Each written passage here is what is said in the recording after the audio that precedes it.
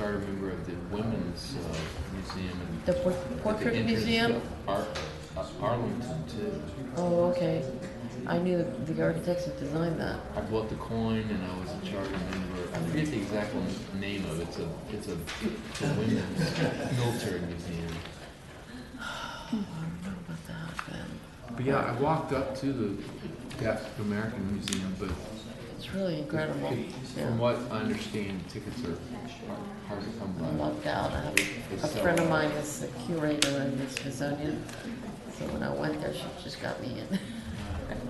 Well, I went by the APA offices yesterday, American Planning Association offices, and the lady that's what she told me. She said tickets they go really fast. They do. Once they become available, they go And very people fast. wait in lines for 2 hours.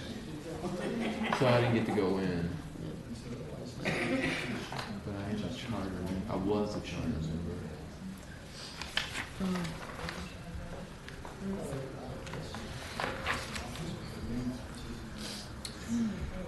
I tell you, it's so windy. I was really concerned about turbulence, but it really wasn't bad. Yeah, I don't like flying things like that. Not at all.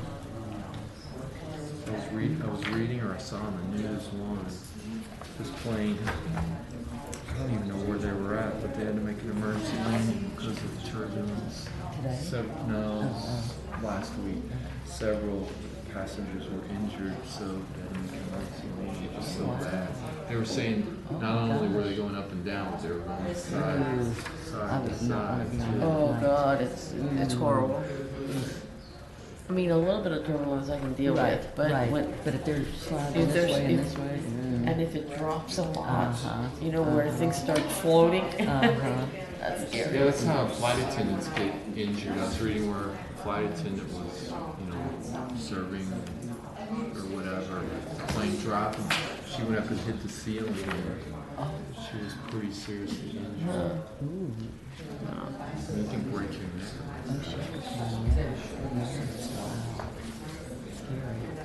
I've been lucky all the traveling I've done. I've traveled all over the world. Knock on wood, I haven't had too much issues with turbulence because I know it can be really bad. Yeah, I haven't had it too bad either. Nothing to really see. There's only really one graphic in there that's applicable. On this Culverts? one, or the Yeah. It's that one. This one. That's the graphic for the wall sign. All those others are irrelevant.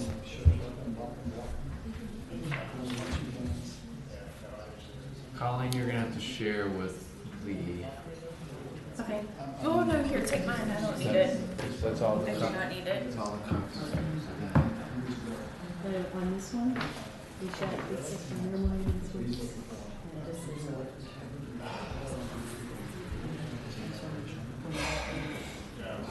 I noted that this is I had very little time to get this done before I left. I was sweating getting it all done.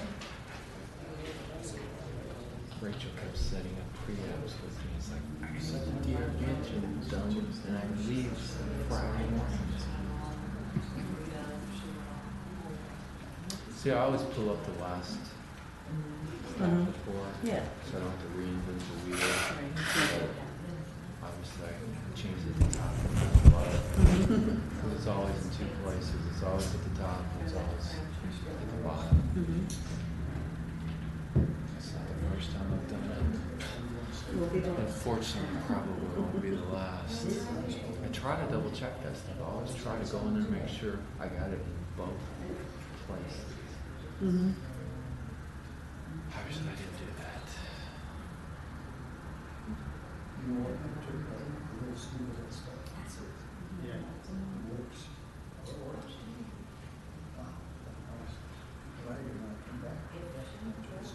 So how's your treatment going? Oh, no. It's going well. I'm Your not too much. healing all right? It's been long. She was sick sometimes. Yeah, I went for 15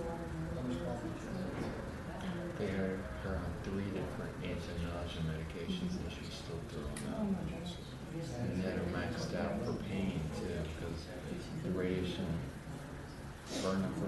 office.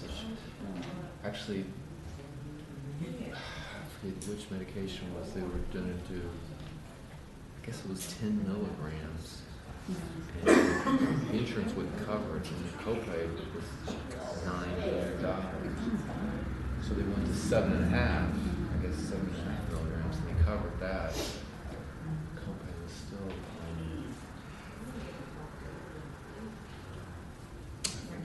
was still relatively high. I maxed out all my copays with one treatment. And I wound up, that one treatment, I had, I think it was $12,000.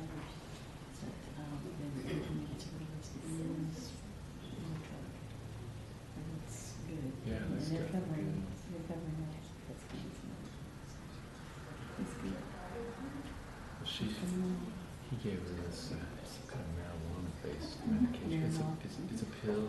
I think it, Copay was $202. it's really $202. Did it work for her now?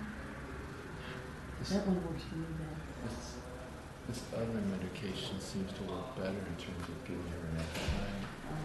I don't know what it's called. It's like treats breast cancer. They use it to treat breast cancer. That really allowed her.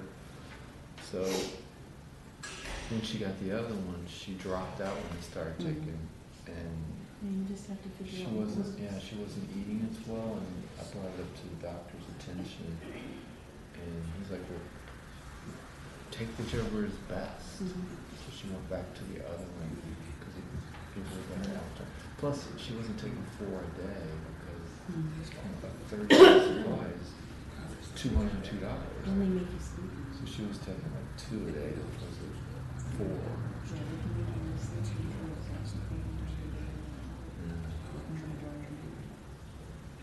Have you had issues with that? Appetite? Yeah, I don't. Okay. Hello. That's a problem. Hey. That's definitely a problem. Hey.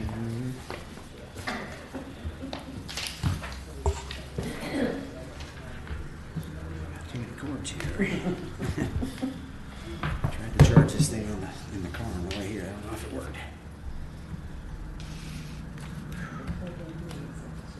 So are we still one short of a quorum? Or- No, we have a We have quorum. quorum. Okay, great. Let's keep going. We had a long meeting today, so. All right, in that case, calling the March 2nd Design Review Board meeting to order. I apologize, I am late. We do have quite an audience. Okay, first item on the agenda are consideration of last week's minutes.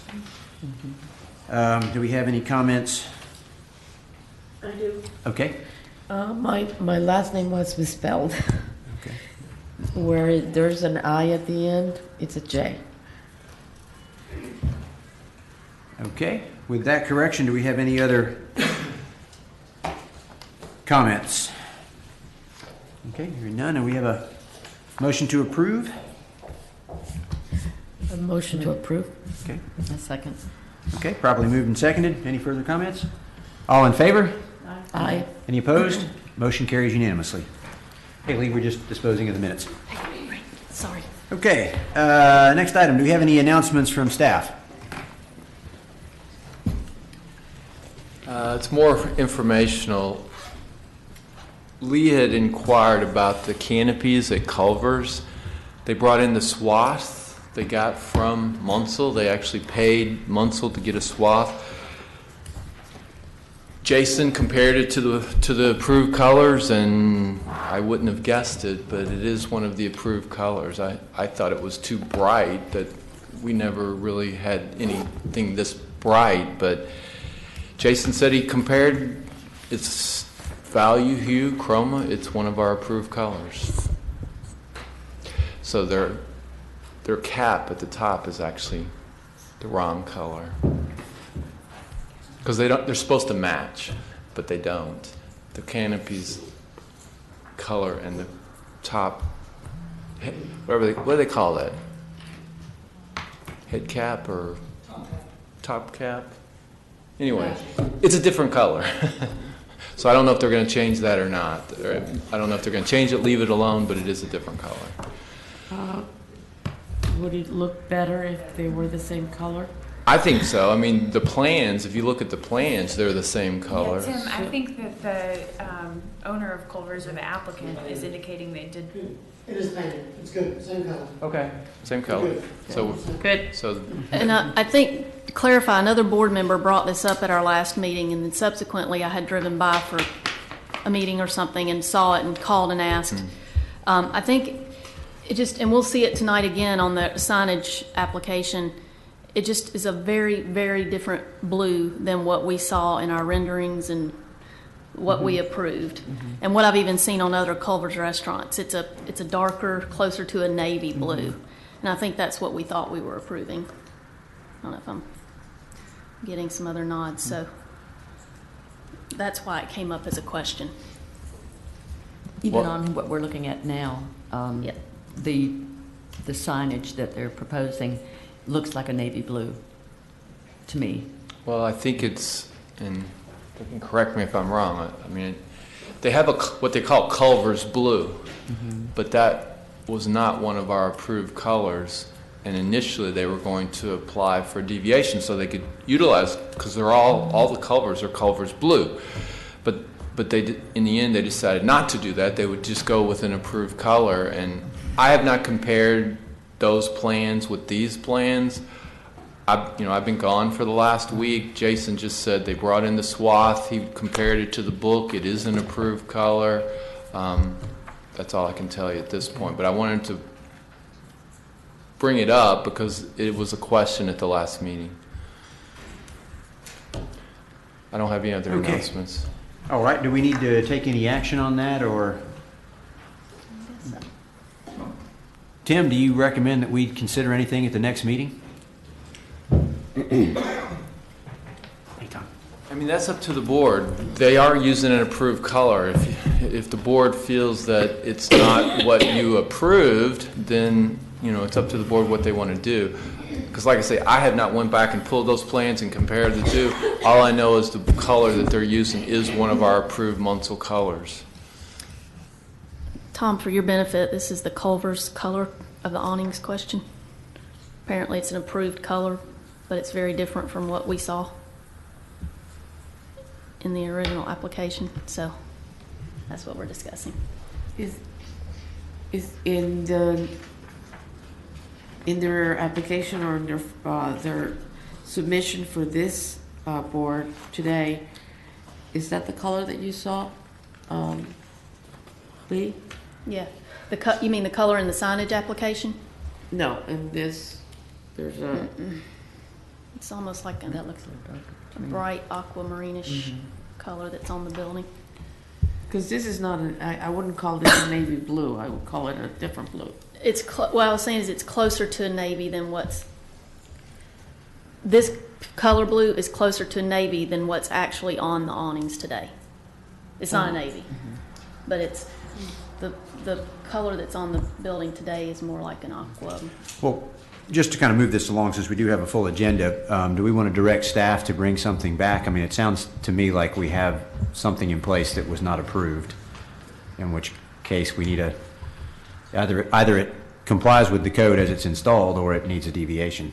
Do we have a? Well, I think the issue is it complies with the code apparently, Yeah. but it's very different from what we saw when we were considering it for approval.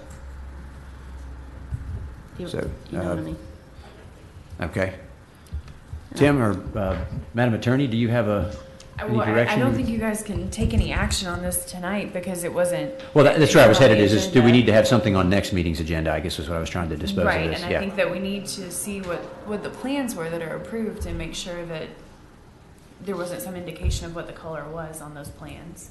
I can pull. So maybe just have it on the next agenda, have as a report, what was considered at the meeting where it was approved, and then confirmation that it either complies with what was approved or that it, just give us a report. Okay. Sure. So if we need to, if we need to take any action to approve it, I guess that should be on that agenda. Right. Yeah, okay.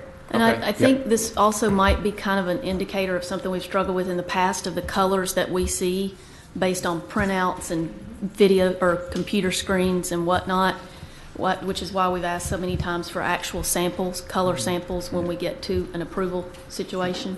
Right. That this may be part of what's happening. Because I can tell you the blue color that we're approving for signage doesn't match the color of those awnings. Not at all.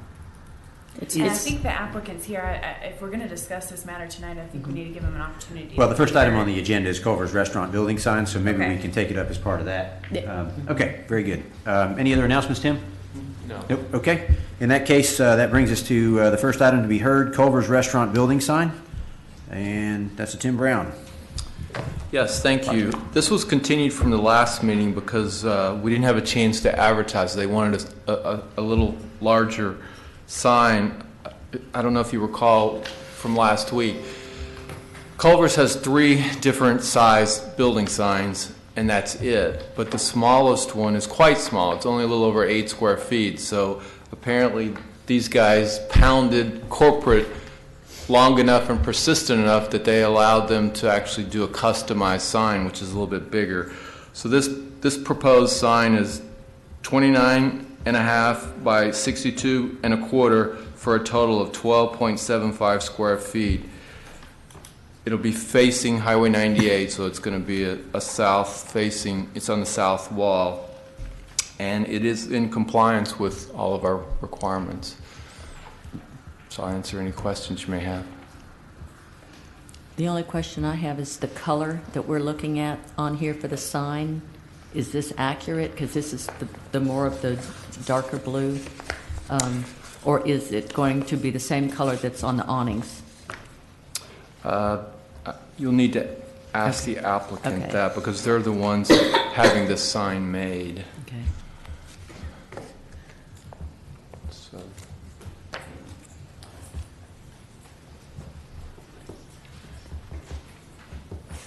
Randy Smith, I've met with y'all several times. Is there anything I have to sign usually? No. Okay.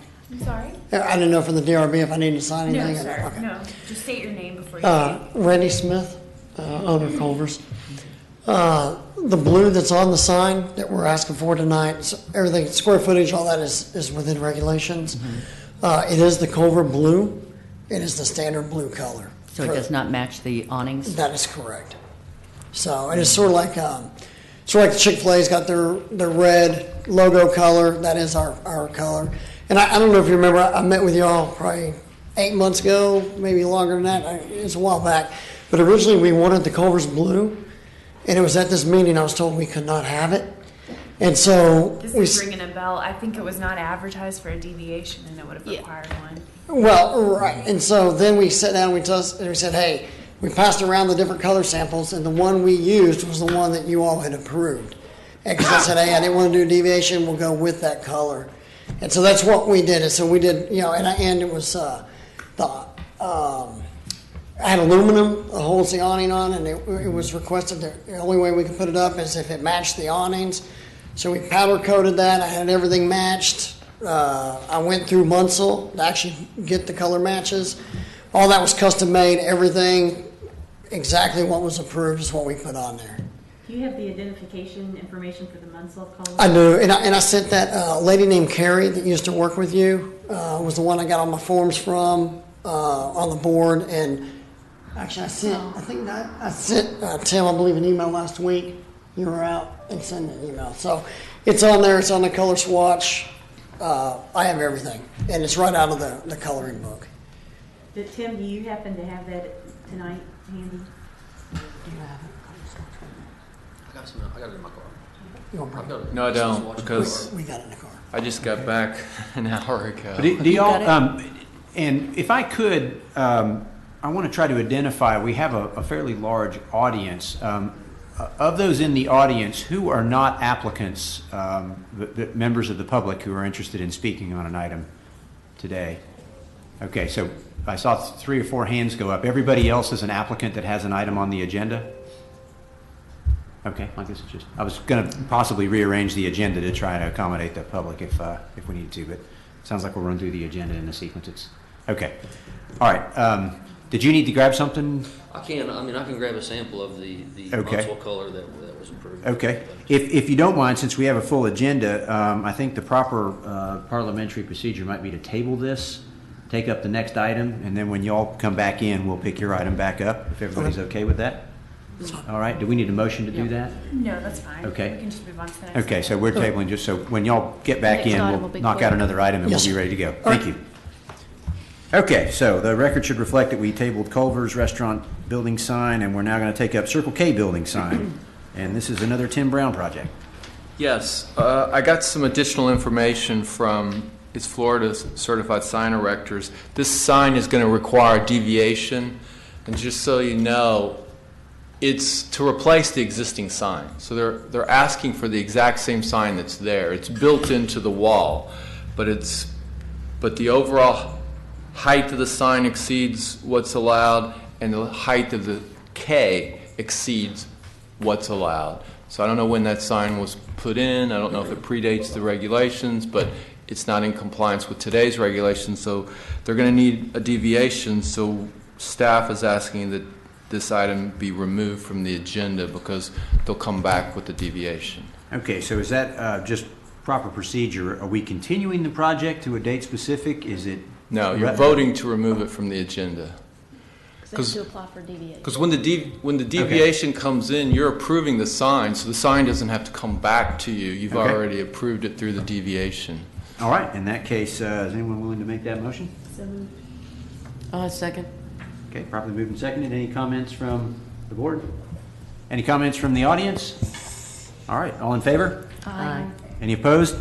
Motion carries unanimously. All right, are those gentlemen back? Nope, not yet. So, move on to item number 3, Alvin's Island Monument Sign. Yes, we did not receive any additional anything, so that's why there's no staff report or anything in your packet, because we haven't received anything to put in your packet.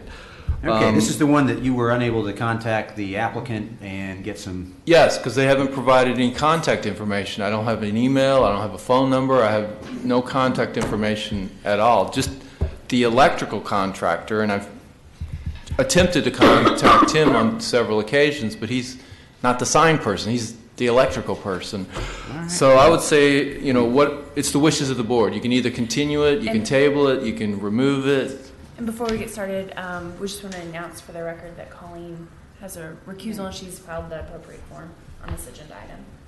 How many times have we continued it thus far, Tim? 2 or 3?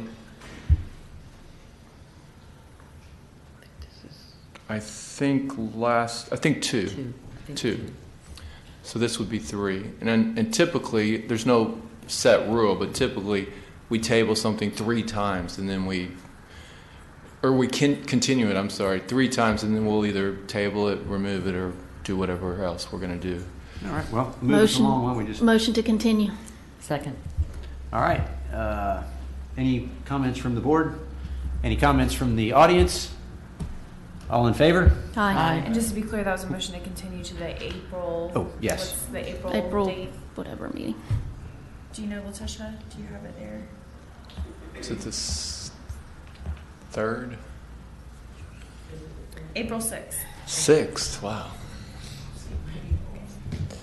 That's okay. Way off. Okay. All in favor? Aye. Any opposed? Motion carries unanimously. All right, that brings us to, are those gentlemen still not back? Okay, item number 4, Village Door at Seacrest Amendment.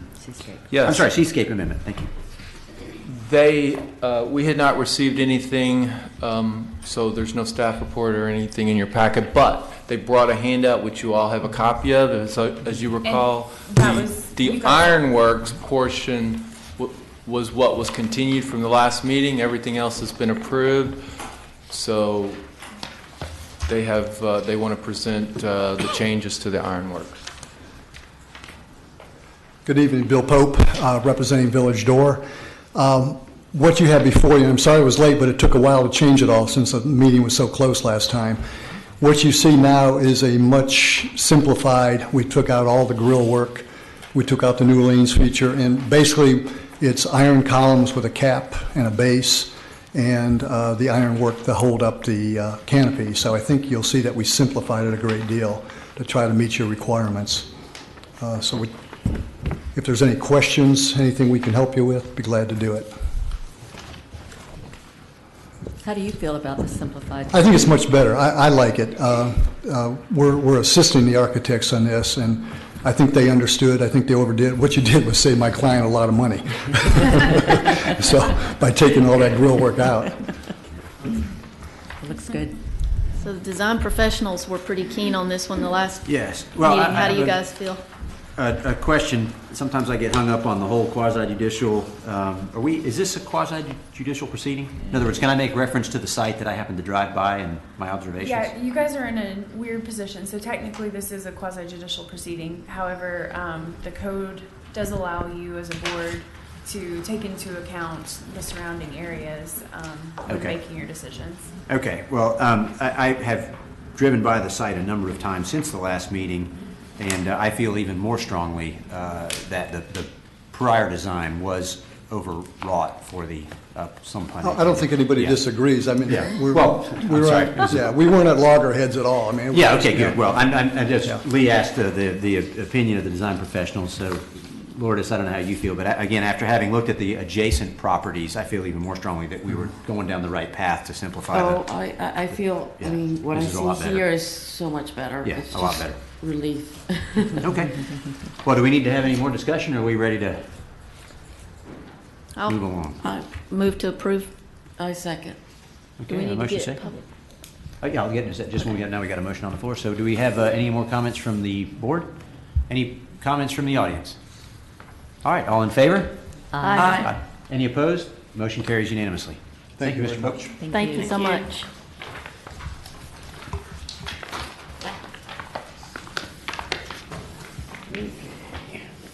All right. I wonder if those gentlemen are coming back. All right, we scared them off. Okay. Item number 5, Sport Motoring West Side Building Sign. Yes, this is a request for a building sign measuring 28 inches by 120 inches for a total of 23.35 square feet with the future land use of light industrial. I don't know if you all recall approving the previous sign facing 98. This is exactly the same sign, except it is a little bit smaller. The one facing 98 is a little larger. I touched base with Public Works. They feel that that is a side street. It next to them, it accesses some businesses to the rear of Sport Motoring. So that means they're on a corner, so they're allowed a sign on each street. So this one is in compliance, and like I said, it's exactly like the previous one you approved. It's just a little bit smaller. I'll answer any questions you may have. Okay. Any questions? Do they don't have an elevation showing where the sign would be? Uh, Or did I not see it? Yeah, it's there. It's Yeah, it's on the second page. It's a little deceiving because they show the building on one picture and the sign on the other. Oh, that's it. Okay, yeah. In mine, it doesn't show Yeah, it looks like the it's all brick and white. the wall. Yeah. yeah. Okay. It's kind of hard to see.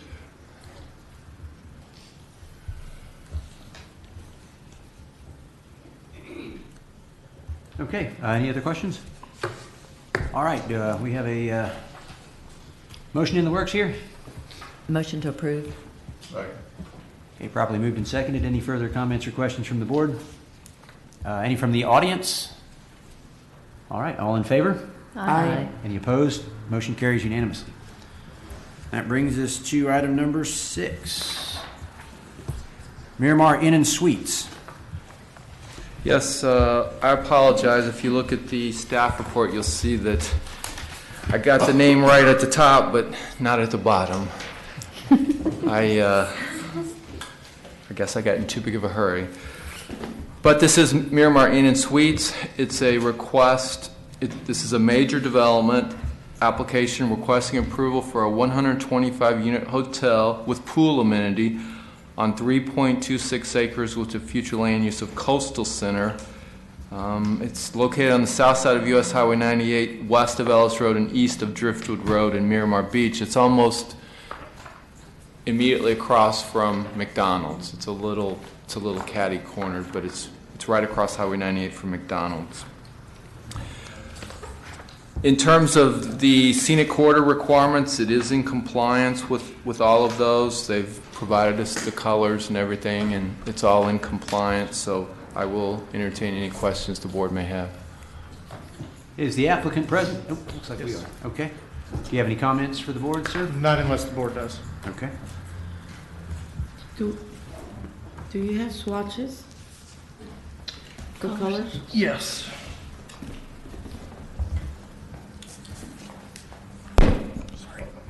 Jamie Eubanks with Jenkins Engineering, EUBANKS. My apologies, the architect had a family issue, couldn't make it tonight, so I'll walk you through it as best I can from my civil experience. The swatches should be in your packet. They should be listed. You should have a sheet just like this. Jamie, we do, but I think they. Oh, I don't know what you're talking about. No, it's okay. I think sometimes applicants will have like physical. Oh, no. Like I don't. little paint swatches or, No. you know? See, our problem Tangible. is what I was referring to earlier, is that we're looking at a rendering on a computer, and if you print it out on different printers, the colors look different. It looks different on different computer screens. Understood. So we always like to see actual color swatches at the meeting, so we can see Understood. what the actual colors are. So maybe we can, I'll just ask, is this brick color like a traditional red brick? Yes, ma'am. I mean, it is, I know they took care of working with Tim to make sure that it was one of the approved colors.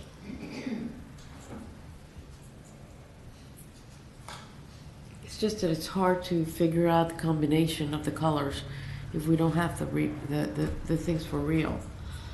You know, and I mean, you can tell from the computer rendering that, you know, these are like really strong colors and they're not the natural reality colors. As somebody who doesn't come up here often from the DRB, maybe that's something to add as a requirement for submittals. I mean, we should. Good. Good point.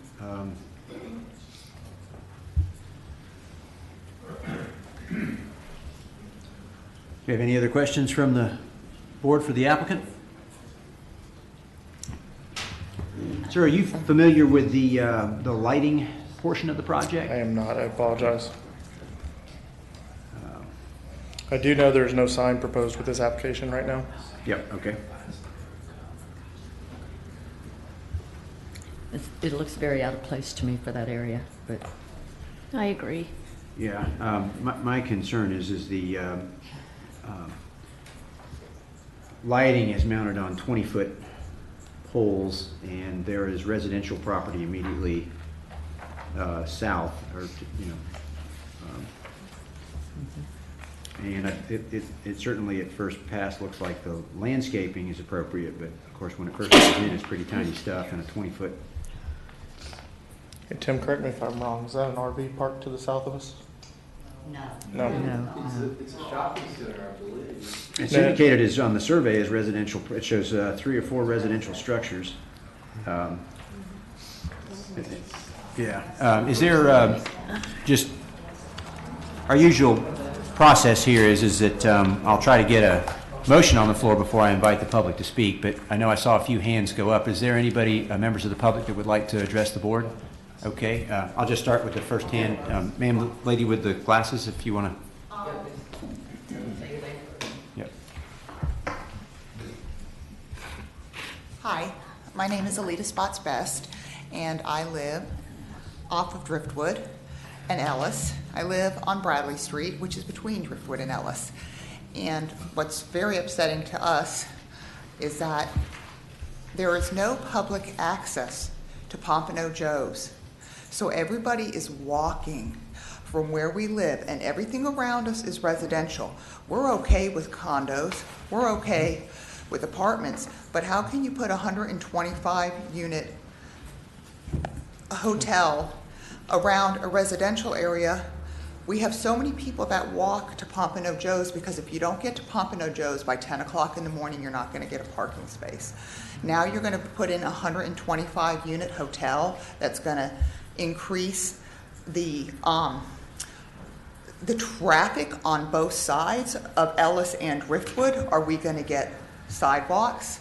Are we going to get pedestrian Ma'am, crosswalks? I don't mean to cut you off, and you're certainly welcome to speak about all these issues, but I would like to let you know, and all the other members of the public, a lot of the concerns that you're raising would be something that you'd want to bring to the Board of County Commissioners. This board is only going to review the project for the design and how it looks. So the concerns about It doesn't parking seem to and fit. compatibility and things like that. But would it be- doesn't even seem like it's compatible. We're around condos and townhomes. Now you want to put a hotel? How can that be compatible to townhomes?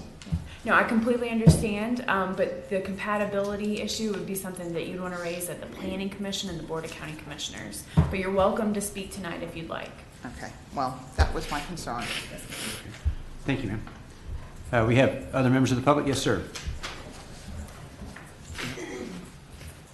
Please introduce yourself for the record. My name is Mike Mobley, and I represent the homeowners and owners of Bit of Heaven Park, which was referred to as an RV park. That park now has units that are set up full-time. We have full-time residents as well as people who are there on the weekends. I'm out of line, I'm sure, as the action with the last lady. We're opened up, wide open, to a parking lot with 138 parking spaces in it. The walking situation is there.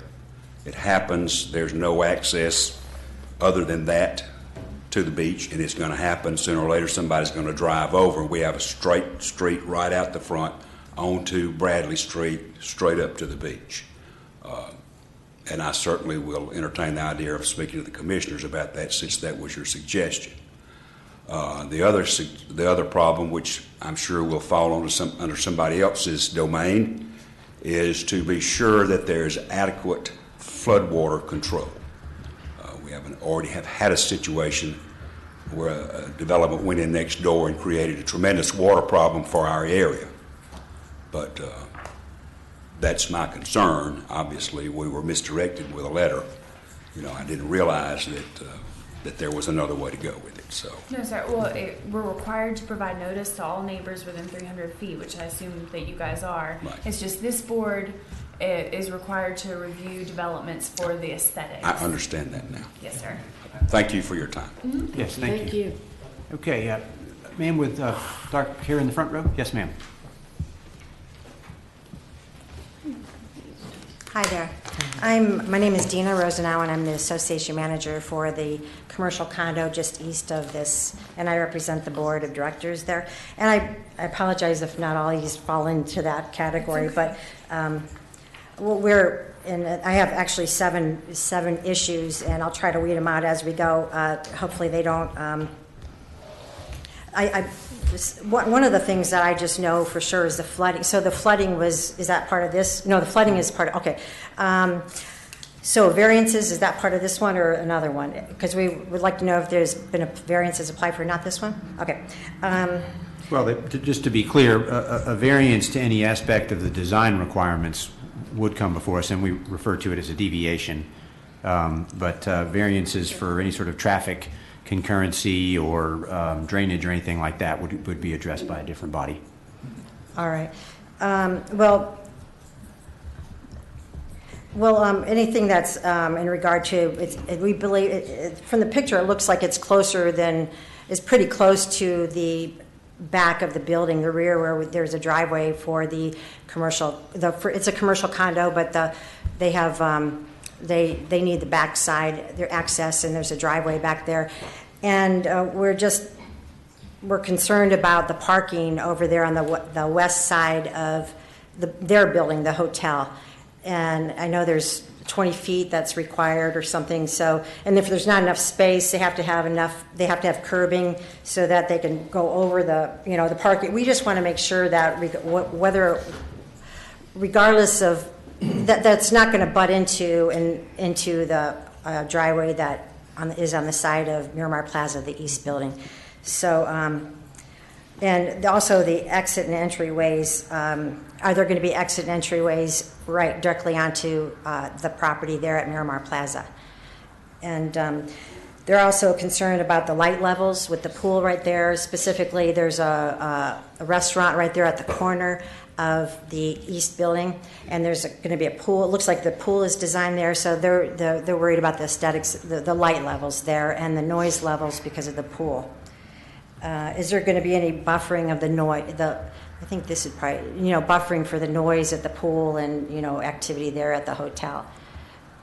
So, and I mentioned what type of curbing, just because of the parking onto the driveway there.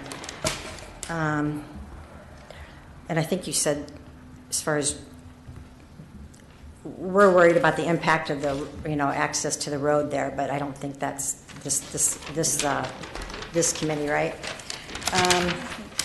And so the traffic, we're super concerned about the traffic analysis, but that's not here, right? Right. So, okay.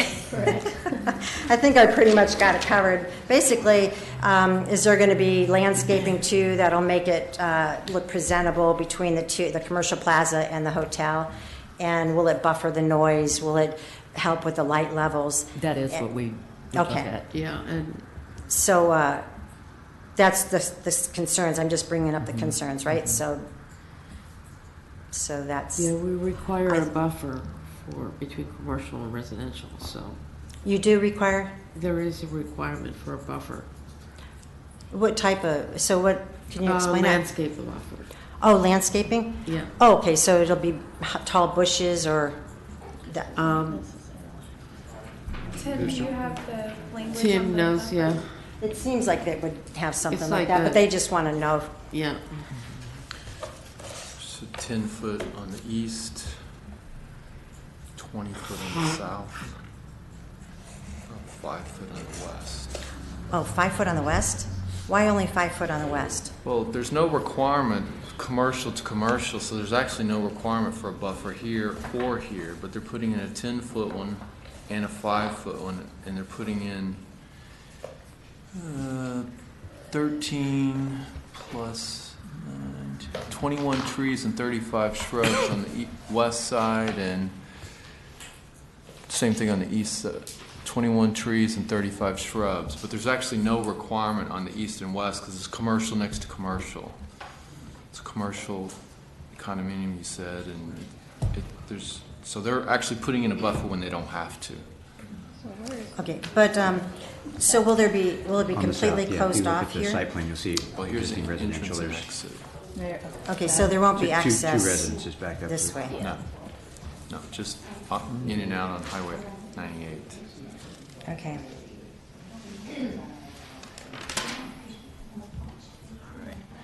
So they're, Okay. And what about the light levels? It doesn't, so really, just because it's commercial, they're pretty much, It's pretty much zero at the property line. Light falls off very quickly from the source. So if you've got a light here, it may be 20-foot candles at the light, but once you get over here, it's zero. Hopefully it's not 20-foot candles. I think it's It may only be a allowed to little be above zero, but the code allows up to 10-foot candles, which is pretty bright. 10-foot candles is pretty bright. Yeah. But they're And- well within, I don't know if they provided their, They did, the one, yeah, here I it think is. it's probably fair to interpolate, is there a requirement that it be zero at the property line, Tim? 10. It can be 10 up to Yes. 10 at the property It can be line. 10 at the property line. So it Okay. looks like They're- they've got 2.09 on the south, 3.4 on the west. There is a 5.6 on the east, but the code allows up to 10-foot candles at the property line. Typically it's zero. This is above zero, but most of our projects, by the time you get out to the property line, it's usually zero. No, I think it should require it to be zero. so you're saying by the time it hits commercial, Miramar Plaza property, it's going to be 3.4 feet at that point, Well- that's going to be lit Well, it's actually going to be, you're talking the east side, right? west. West, yes, 3.4, right up here at the pool. Then it, 2.36, and you get down here, 2.08, 2.36. But 3.4 is the highest, and our code allows up to 10. So you're saying it's going to light up that much over the property line? The 3 point whatever, basically, whatever this is, it's going to go from the hotel to Miramar Plaza. Well, Is that again, what that that's means? what it is at the property line, but it falls off very quickly. So once it gets to the building, it could be 1 or Yeah, less. that's what I'm trying to understand what that is. I understand what you mean. Yeah, people don't understand how quickly, you look at the light, it seems really bright, but you go 10 feet and it drops off tremendously.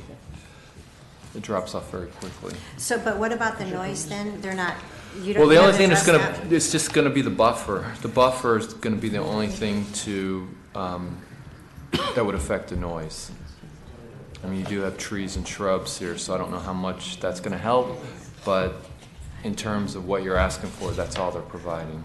And the parking right here, what is the parking going to be like? Will it be jutting into Miramar Plaza's driveway? No.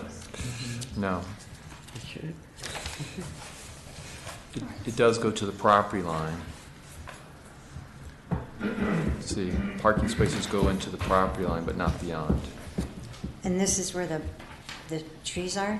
Yes. Within that? Right along that property line, yes. Okay. It's between the parking space and the property line. So there's a setback for the pool of 10 feet.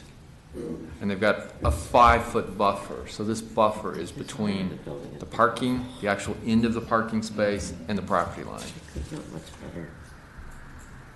Okay. See, it's a 5-foot buffer, but there's a 10-foot setback. Okay. Short side was facing 98. Yes. Thank you. You're welcome. Thanks. Thank you. Thank you. I believe there was one other individual that wanted to speak. Yes, ma'am, please come forward. Hi, my name is Elisa Graham. I'm an owner at Hidden Villas, the south side of the Miramar Inn and Suites. We have several concerns that I think are part of this. What is exactly the buffer between our residential then on the south side and them? 20 feet. Okay, what is going to be between that? Like what's going There's to protect us from? 14 large trees, 10 understory trees, and 53 shrubs, Tim, I believe, is what Okay. the plans indicate. That's not going to keep people from walking in on us. Well, there's a And then- continuous hedge here. I mean, Okay, still someone could walk through. So but the do we idea- have the right to ask for a concrete buffer or something of that nature since we are a residential area? Well, you can ask for it, but it's not required by our code, and that's something you would have to ask the planning commission and the county commission for.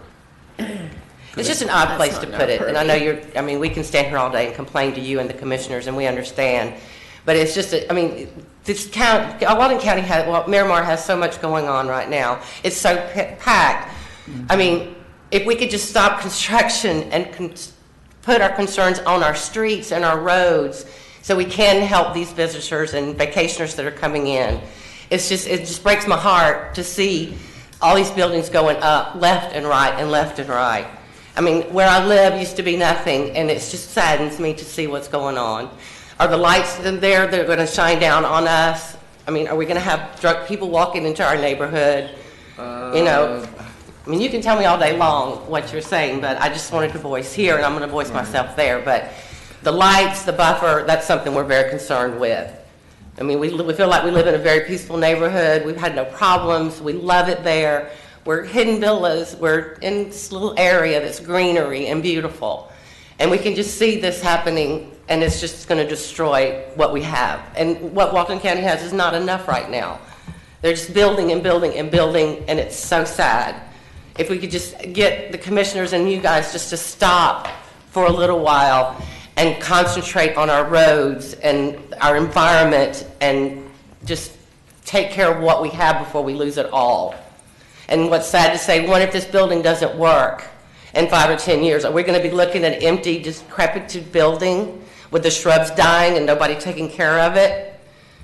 So, I mean, we just need something better than trees there. We need a buffer to keep the riffraff out of where we live in this peaceful, beautiful place that I bought many years ago that I love. So, and the lights, maybe, I don't know how you can help that, but I don't want to go out in my yard and see 20 lights looking down at me. I want to see stars. Okay? Thank you. Be sure and go to the BCC. Huh? Be sure and go to the BCC meeting. Okay. Please, the applause is not appropriate. Thank you. Okay. The code does allow for a fence, a wooden privacy fence to supplement screening.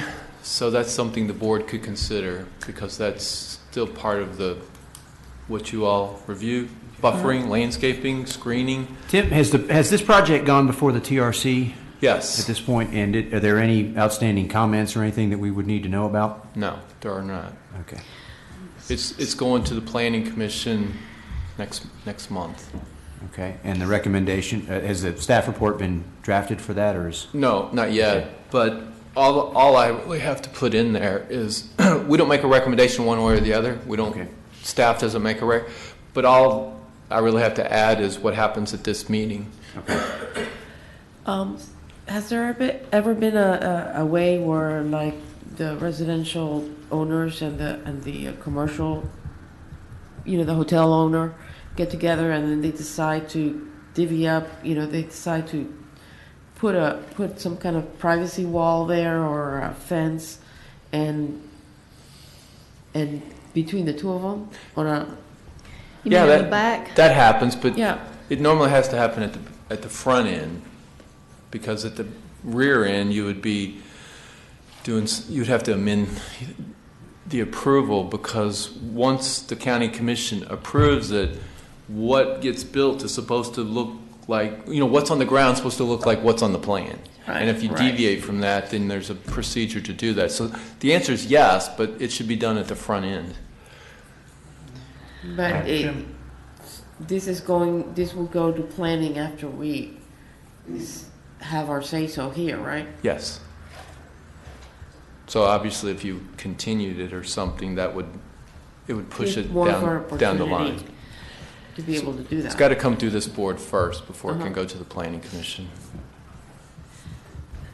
Go ahead, Lee. Well, I just want to say, so this shows 2 existing residences, but it cuts off. Do we have a feel for how many residences actually back up to the back of this property? I do not know. I don't know if Jamie knows. The residents probably know better than I do. We have 11 in our area. We have 16 in our townhomes. And they have 11. They have 11. And I think there's 22 or 24 on the other side. Is it Bradley? Yes. Bradley Street is that block immediately south of the hotel, is that the only area contiguous to this site that is residential? No, sir. Bit of heaven is residential. We're there. The what? Everything south of us. Commercial. I don't mean to cut you off, but We've got to, and I'm sorry, I maybe should have said this at the beginning of this item. We do need to maintain a decorum, and so it's only appropriate to speak once you've been invited to the lectern, introduce yourself, and displays of applause and things like that are not appropriate to the proceeding. So, thank you. We're asking Yes, sir. questions. They need to come up. Technically, they should be addressed to me, and I'll direct them. So, do we have a question from the board to the applicant? I would be curious as to whether, just in the interest of being a good neighbor, if the applicant is willing to do some additional landscaping buffering on the back side of the property, as well as a fence, a privacy fence. I was coming up here to recommend that. So obviously I can't speak for the developer 100%, but I don't have a problem making that a condition tonight. Obviously, if the developer put up a fit or something like that, we'd come back before you again to argue that fact. I don't think that'll be an issue because, as Tim noted, between commercial, which we do have on two sides of us, west and east. According to the county code, they're not required to buffer, but they're already planting, 40 or 50 trees on each of those sides, plus shrubs. So he's going out of his way. He doesn't want to be a bad neighbor.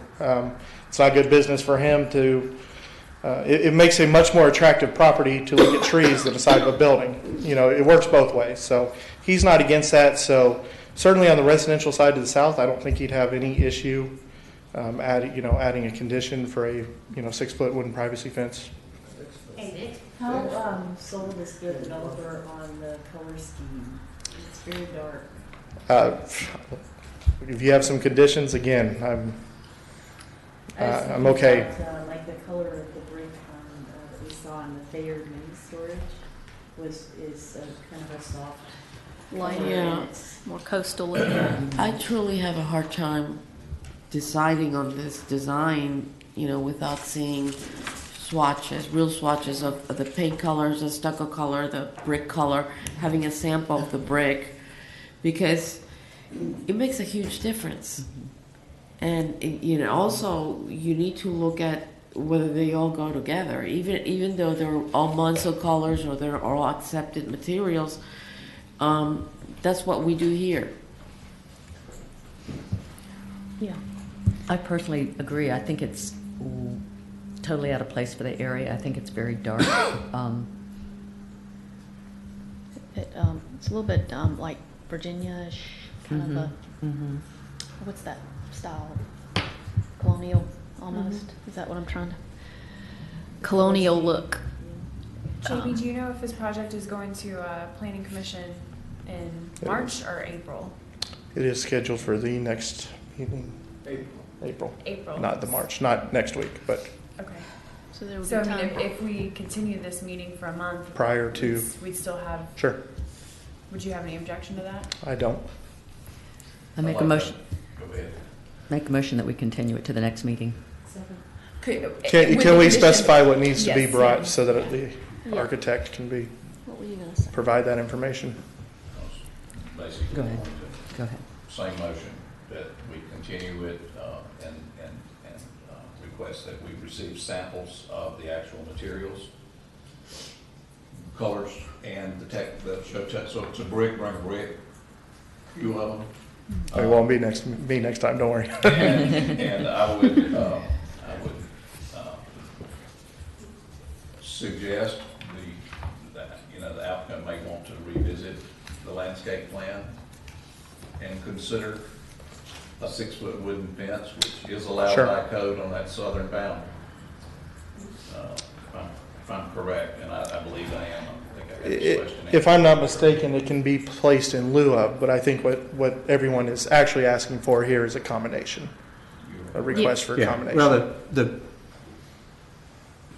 one of the things I try to be sensitive to is that the code will spell out some specific ways that, for most projects, would satisfy the requirements. But as an example, in the chapter, section 5 says landscaping of vehicular use areas.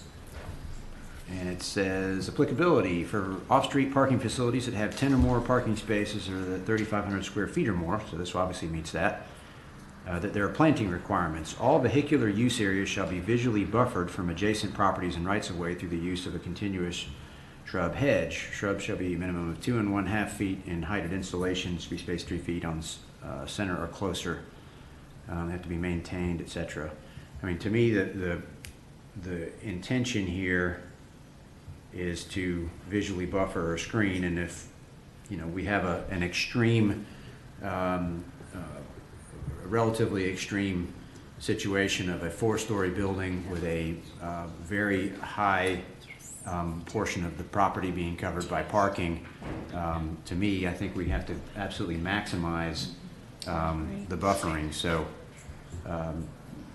Madam Attorney, I'm sorry. No, Okay, I was just going to ask the question. What I'm trying to describe here is that we do have a commercial property that abuts a residential property, and we have, I think, probably the most extreme situation we could ever have, which is a large parking lot with a building. The site is being developed to its maximum capacity, and we have a residential properties next to it. Single-family residential is what I can tell. So do we have does this board have the leeway of requiring what we feel is an appropriate buffer, a visual buffer? I mean, can we go beyond the simple minimum planting of the head?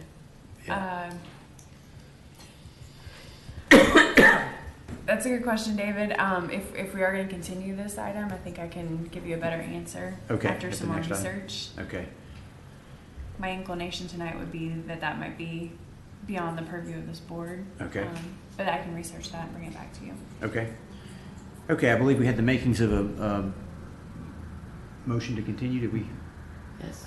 Jamie, do you have enough? Can I ask for just one clarification, since this will be coming back before the board, whether it's me or the architect or whoever?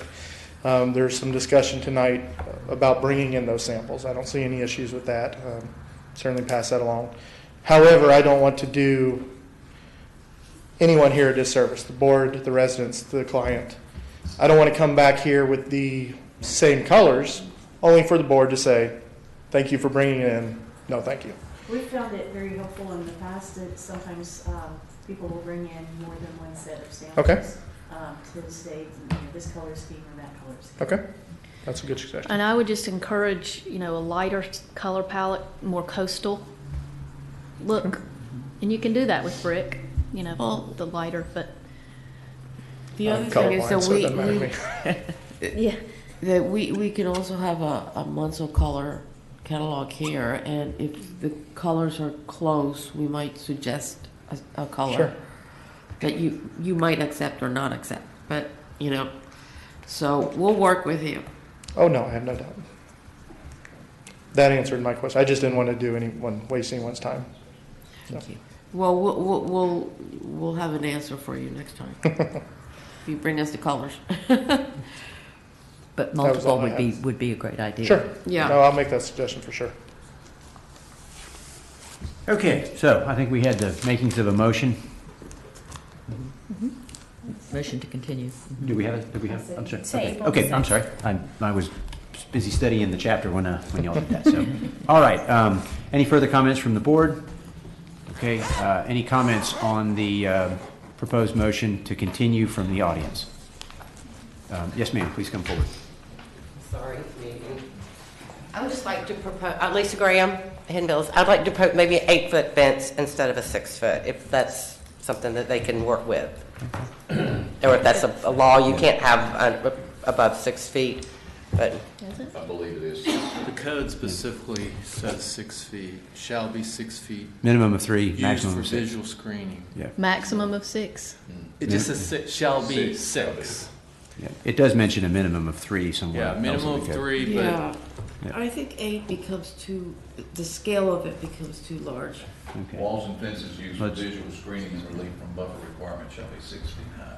shall be, so that's pretty well written in stone. Okay, well, we've Thank got. you. Thank you, ma'am. All right. Yes, ma'am. Is it germane to what we're specifically considering right now is the continuation of this item to next month? So if it's relative to that, please come forward. Dina Rosenau. I believe it does. You said there's a chance that you can mix landscaping with fence. I'm not sure who said that, but I would like that to be considered too on the west side between the two commercial places. Okay. I mean, at least even perhaps landscaping on our side too, something that makes it look, the west side, something that makes it look presentable and that actually blocks people from walking through to the back side of the building. So, Okay. thank you. Thank you very much. All right. Okay, that brings us to the vote. All in favor? Aye. Aye. Any opposed? Motion carries. Thank you. Okay, did the gentleman that went, did they? Oh, there they are. Okay, I'm sorry. Okay, we're bringing back, picking up from the table, Culver's Restaurant Building sign.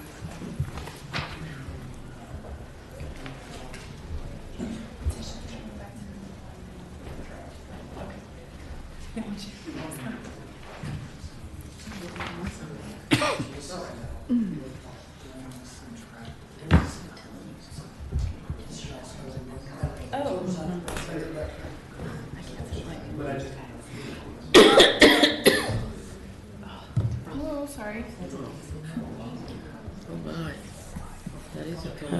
Randy Smith back. Lucas Bryant is a business partner, and he lives over here. He's the owner and the operator over here at the store. I did the first time I came here. I've been here several times, but the first time I came here, I did have the Culver's Blue sample. It was an awning. It was about that long. I don't know if y'all remember or not. I wasn't here. Went around. It was too dark. And so we pulled the coloring out, the book, and that was where the color was picked out that we used. So, and it was at this meeting. So that is the color that we have on there now.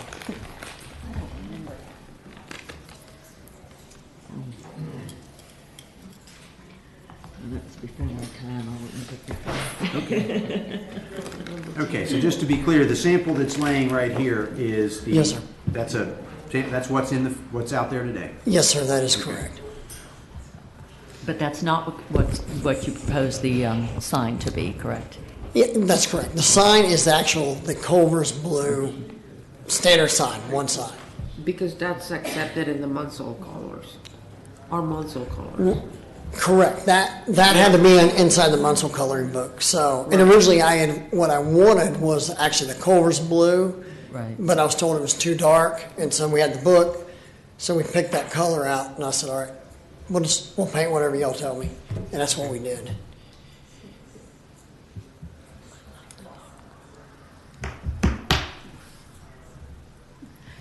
So, if the sign is not an approved color, then This, There's that not okay? color requirements for signs. Color doesn't apply to Okay. signs. Okay. Because we have a lot How do of we- corporate logos and whatnot, so Right. color doesn't Okay. apply to signs. And to refresh your all's memory just a little bit, they came forward with a building materials deviation and the color deviation at that meeting. You all approved the building materials, but you continued the color. And then they came back and withdrew it at the next meeting. It was on the next meeting. They're like, we're just going to go with an improved color. So that they withdrew their deviation at the next meeting, and then they provided the approved color. Okay. So you guys approved it administratively, technically, the color. We never Saw it again. saw it again. That's I don't remember seeing it again. we didn't. I wasn't at that second meeting. I know from the minutes that they withdrew their color deviation request, but I wasn't actually at that I meeting. remember the gentleman being very amenable to changing and Right. getting something and not a problem. And I never saw that color again. So apparently it met the Munsell, somebody at the staff level blessed it, and you did your thing and ordered it. Right. That's correct. And we Yeah, never saw it again. We just went within, we were like, hey, whatever it needs, and of course, we had to work it through corporate, which took quite a while, because they don't want to deviate either, so. I was in Panama City earlier today, and I passed by the Culvers over there. Yes, sir. And I noticed with interest their awnings. And they are multicolored. Blue, the stripe. They're, That is, they're there's two different. striped. They're striped. There's one that's striped, white and blue. So I kinda- haven't seen the multicolor one. This is much more attractive than that. So, It is. Anyway. But we're just here for the sign at this point, right? And the sign, we're not asking for anything. It's all within, in fact, it's a custom sign. It's all within the square footage and the lettering and all that. Is that color approved as an accent color or a primary color? I'll look and see. Do you have, I need the book back. It's probably approved as a. I hope so.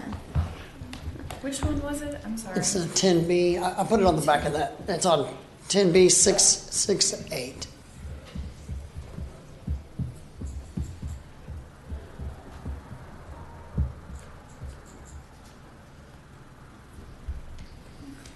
Sorry, it'll just take me a minute.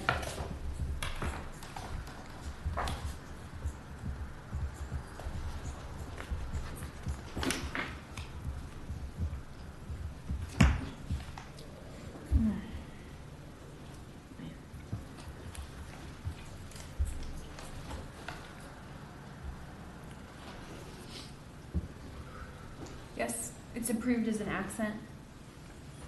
Accent? Okay. Yes, and I think our definition of accent included awnings, if I can remember correctly. Yes. Yep. Just want to make sure we don't have a building. Whole building that color. Okay, are we making progress towards an action here? Motion to approve. With a caveat that I don't love it, that the color of the sign doesn't match the color of the awnings. I mean, we're just getting a lot of colors. The color of going the here, awnings are but- very similar to that color in your book. That But it blue. also looks Isn't like- that about right? That's It's fair. the color that they just showed They us. have a sample. Right. like- That's it. Right. Yeah, they have right. a sample. But it also looks like the sign is mostly white with it outlined in the blue. That's correct. So at least it's. Okay, I I think don't we have a think it's motion to gonna- approve in a second. I'll second it. Okay, well, I think we. I don't think it'll look bad. I mean, Okay. it is what it is. Any further comments from the board? Any comments from the audience? All in favor? Aye. Aye. Any opposed? Motion carries unanimously. Thank you, sir. Thank you. Thank you. Or sirs. Thank you. Tim? Also, before we move on, I apologize. I get so concentrated on the code. I look at what the code requires. This board did direct staff to make sure that they had samples, and we didn't do that because all the code says is provide us color rendering. They provide the color rendering, so I checked it off. Continue with the Miramar Beach one. Yes, Miramar NMB. So you all have directed staff to make sure they provided samples. I'll try to remember that and make them do that in the future. But I know on this one, I saw the color rendering, check. Will it help you, Tim, to get you and staff to get that added to the code? That would be helpful, yes, because when I go through the checklist, I'm looking in the code. Yeah, it meets that. No, Yeah. it doesn't. But you all did direct staff to make sure they have building material samples, color samples. If it helps to get it in the code, I'd say let's consider that as part of these changes. To add it to the code, yeah. But, should I send you an email every morning to remind you? Well, this is actually the first project we've had in a little while. Yeah. Mostly we've had signs and deviations. Speaking of which, Zach Stubbs sign deviation. This is a request for a deviation. There's two deviations, so there'll be two motions.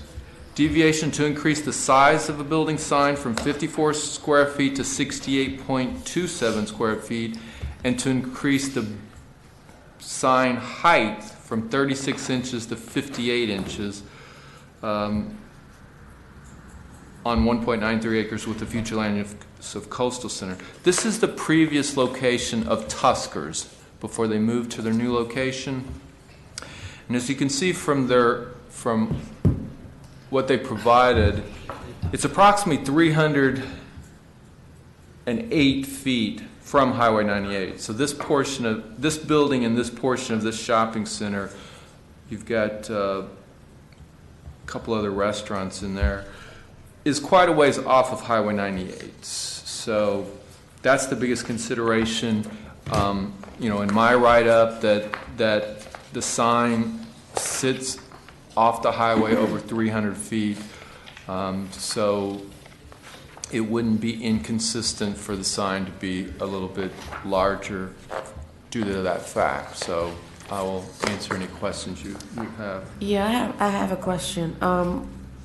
Does that mean that there would be a sign next, there's a line on this photograph that divides that surface in two?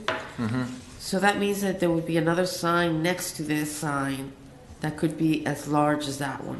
Well, they'd have to come back for a deviation because these are on a case-by-case basis. But if you approve this one, I think the expectation would be that you would approve one for the other unit as well. But, our code says that by approving a deviation, it doesn't set any kind of precedence or anything. It's on a case-by-case basis. Right, but it wouldn't look right, it wouldn't be balanced, and part of our task is to make things look good. And so we have to take that into consideration. Well, and similar circumstances should have similar results as well.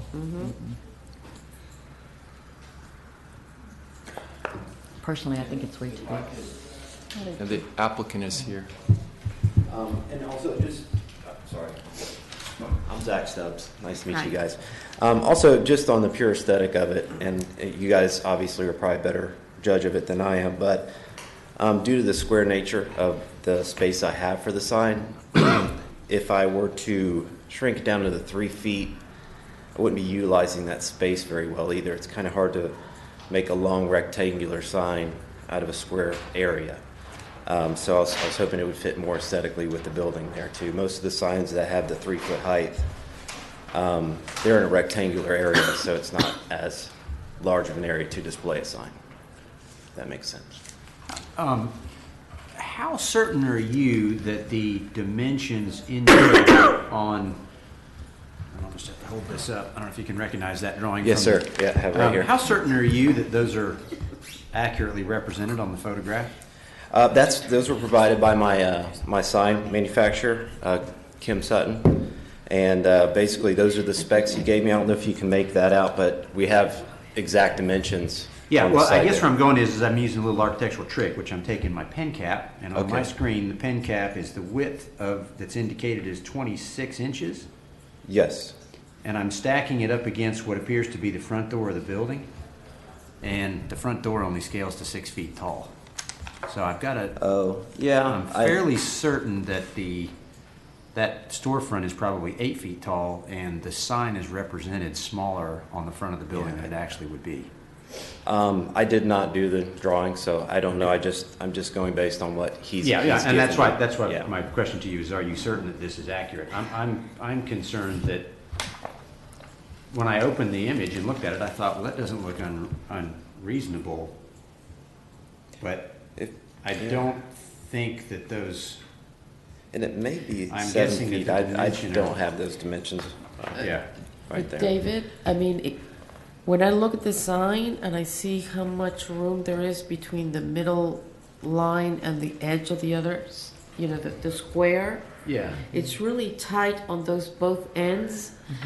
And if you were to have another sign, let's say you would take this sign and repeat it on the other, on the surface next to it, it would look really crowded. Yeah. I agree. Well, the size. How far from the edge? Well, it can't exceed 90% of the facade area. Okay. That's what the code says. It can't exceed, so, you know, if that's your area, it can't exceed 90% of it, which I would say it's pretty well right at the 90%. Okay. Staff, a question. Absolutely, please do. Is there now a revised rule about the size of the bay as it relates to the size of an allowable sign as far as square footage goes? Yes, if you have multiple bays. If you take up multiple bays, then you can have a larger sign. So my question to Mr. Stubbs would be, is that a single bay or multiple bay?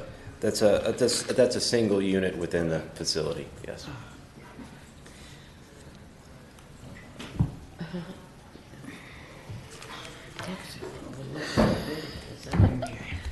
Lord, this is suffering down there. Okay. Well, as you know, my job is in part to move us along to an action. Another comment I would make, other than just the aesthetics, is that I don't think there's an intent that every single tenant in every single shopping center and every single property is legible from US 98. If we tried to go by that, we would have a whole bunch of different stuff out there right now. And so that was the big reasoning behind this. So I think. Will you have That gives signage on me concern. 98 on the monument sign? I don't think I'm guaranteed signage on the monument. I'm one of the smaller tenants there, so I'm sure I'll get bumped when the larger tenants come in, even if I do have the option. Yeah, and it's also, I just mentioned what among all of us, my job is to move us along to an action and try to be prompt about it. But it's not the design professional's jobs to necessarily redesign things, but were it my job to do that, I would wonder if taking one of the elements of the sign and making that fit within the existing criteria. In other words, there's a logo, there's the word orthodontist, and then there's the doctor's name and qualification. And I'm wondering if one of those, I mean, the orthodontist, just its proportion, it's a long word, you know, whether the stubs or, you know, there are shopping centers that would just summarize the tenant into one word, you know, in this case, doctor or something like that, and make that larger so that becomes legible. I think the challenge is you've got a box literally to fit within, and you're putting a lot of stuff in the box. Do you feel? Well, just one last comment. Go ahead. Sorry, go ahead. The challenge that fundamentally, as I see it, that sits in front of us is we're being asked to make the box that the sign goes, that all of this is going in bigger. And while, as staff just said, each of these is a standalone decision, if we start making a habit of, as an example, your neighbor to the west made a request to make all of the signs on the building a lot bigger. And we denied that request because we felt that the standards accommodated the intention. And so sometimes applicants will come before us, and in a way, my perception is in a way they're creating their own problem and then asking for the code to be allowing a deviation to accommodate that problem. And again, where I'm going, the word, I'll just pick on what Lourdes said, the word orthodontist just happens to be a very long word, and I don't know if there's a shorter version of that word that people recognize, but if that were to be what's on the sign, I think the problem goes away. So I can tell you I'm not the one making motions this evening, but I'm not inclined, I would not be inclined to make a motion to approve it because I think there may be another way to solve the problem, is my point. So, and certainly I'm... And you're more concerned about the width rather than the height? The requirement, and Tim, correct me if I'm wrong, the general challenge here is that there is a vertical dimension and a horizontal dimension. That's what you're asking for a deviation from. And just on the vertical dimension, is what we're in the overall square footage. You're asking for overall. And the overall square foot. Well, it's really the height, so it's the vertical and then the overall square footage. But you see where it's because there's three words, or three lines, I should say. That's my point. And I'm not, again, it's not my job to pick here, but if the sign said simply Dr. Stubbs, you could make those pretty tall. Those letters. Yeah. I mean, Tim, do you agree? Yeah, I mean, I think the requirement for the vertical height is because there's three lines where a lot of our signs are two. That's right. That's my point. So. And a lot of them are one. Well, yeah, a lot of them are one, but yeah. Yeah. I think, people find a way to fit it within the code. So many hundreds of tenants along this corridor have found a way. So. Are we also looking at the color of the stubs in the circle? Is that something, we're not looking at that at all tonight? Okay. I think it's a logo. Okay. It's a logo. Okay. It's our brand. Yes, well, my biggest problem with the sign is the length of it. It's not the height. And I know it probably meets the code, but if you use that same length on the next door neighbor, it's going to look crowded, no matter what. So, I mean, my biggest problem is the length of it. But that's just my opinion. I'd like it to stay within the code. Purely from aesthetics, I agree, but also I'm with you on the code. Yeah, but the thing that the code is allowing that length. I mean, the overall square footage, if that length wouldn't be as long, then the square footage could work. You know, you cut it shorter, then the square footage might work. But I think the height is what's out of code. Yeah. But you have to, also you have to apply the code where it fits. I mean, if the code doesn't fit in one place, you can't just apply the code blindly. Well, because it's the code. The code is 54 feet, and we're asking for a deviation of 68.27, and to me, it just looks huge. And well, I agree with that. Yeah, but my biggest problem is the length of it, and I know it fits within the code, but it's also out of balance with other signs in. Right, that's going to happen in future. In the future. future sign. And that's my point, so. I mean, not everything is gonna fit within our little box of the code, so that's why we're here. Right. Right, I understand that. I just think it looks, I think like you were saying earlier, when somebody comes next door and they've got something, it's just gonna look just, way too Yeah. much. I just think it's too big personally. So, Mr. Chairman, Yes, ma'am. how do we best proceed forward for the applicant's benefit, if we were to deny the request for the deviation? Does that then force them to come back? No, Through- well, how does that yeah, they'd have to come back with something, because they don't have a master signage plan, so they'd have to come back, but they'd have to come back with something within the code. So in this case, we're back to our classic problem. If we deny the request, the applicant has to reapply. Well, but they have a master signage plan, so if they're within the master signage plan and code, it would be approved administratively, correct? No, they don't. No, Tim, They have to you misunderstood reapply? Tim, I believe. Oh, they don't have a master. They don't have a master signage. So any sign, even if it's fully That's what I'm compliant with the trying code. to Yeah. get Oh, yeah. to no, not absolutely. have to Yeah. go. Yeah. Why don't we continue? Yep. I'm not aware. Are Continue you it aware so of a he master doesn't have to signage? reapply. Sir. No, the owner of the building's what he We actually continue suggested. till the next meeting, Yep. acknowledging that it is, Mr. Stubbs has heard all the comments. Dr. Stubbs. Are you No, Dr. I'm Mr. Stubbs. Mr. He Stubbs, knows my okay. wife. Yeah, my wife's the doctor. Okay, so you Yeah. need it. Okay, yes. Noticed, he's noted that the sign is too long. Yep. And he knows it's too tall. Yes. Before and So All right. I would like to see us continue and let him come back. Fantastic. Okay, so we've got a motion Second. and a second. All right, any further comments from the board? I'm sorry. Okay. Either I heard way. 2 seconds, your Who choice. seconded? Lee Moore? Yep. Donna. Donna. Donna seconded, yep. So My only question is, There's this is two- advertised as a deviation, so. and there's two items, so you need to make sure you get both items in the continued part, right? Two items. So is the height approved, but not the It's square two, it's footage? two deviations. Oh, the think we're length denying and the. both. Well, no, we're not the denying- height. wait, No, wait, the wait, square wait. footage and the height. Yeah. If We can, we continue it and we aren't in favor of having a deviation on this, that's not gonna get an approved sign. well, if we end up approving a sign without a deviation, that's okay. Right, I guess, how about we do this? We continue the deviation and he amends his application. Well, that was Yeah. my suggestion, would be Yes. that we would come back and say he's amended his application, or his request, amended his request, but we probably should advertise what that request is, right? Yes. Well, I think, and Tom, I'm not trying to put words in your mouth, but I think the intention was, as far as procedure, was to continue the request. I think the intention is that we also make sure the applicant leaves tonight's meeting with the understanding that I don't think I heard any positive comments about the deviation request, and that perhaps coming back with an alternate is a wise idea. He had heard the comments. Maybe Yeah, that's and I think what the staff can work. Tim, you get the point of where we're Yes. headed. Okay, Yes. good, yeah. We just need to make sure we advertise both then. Okay.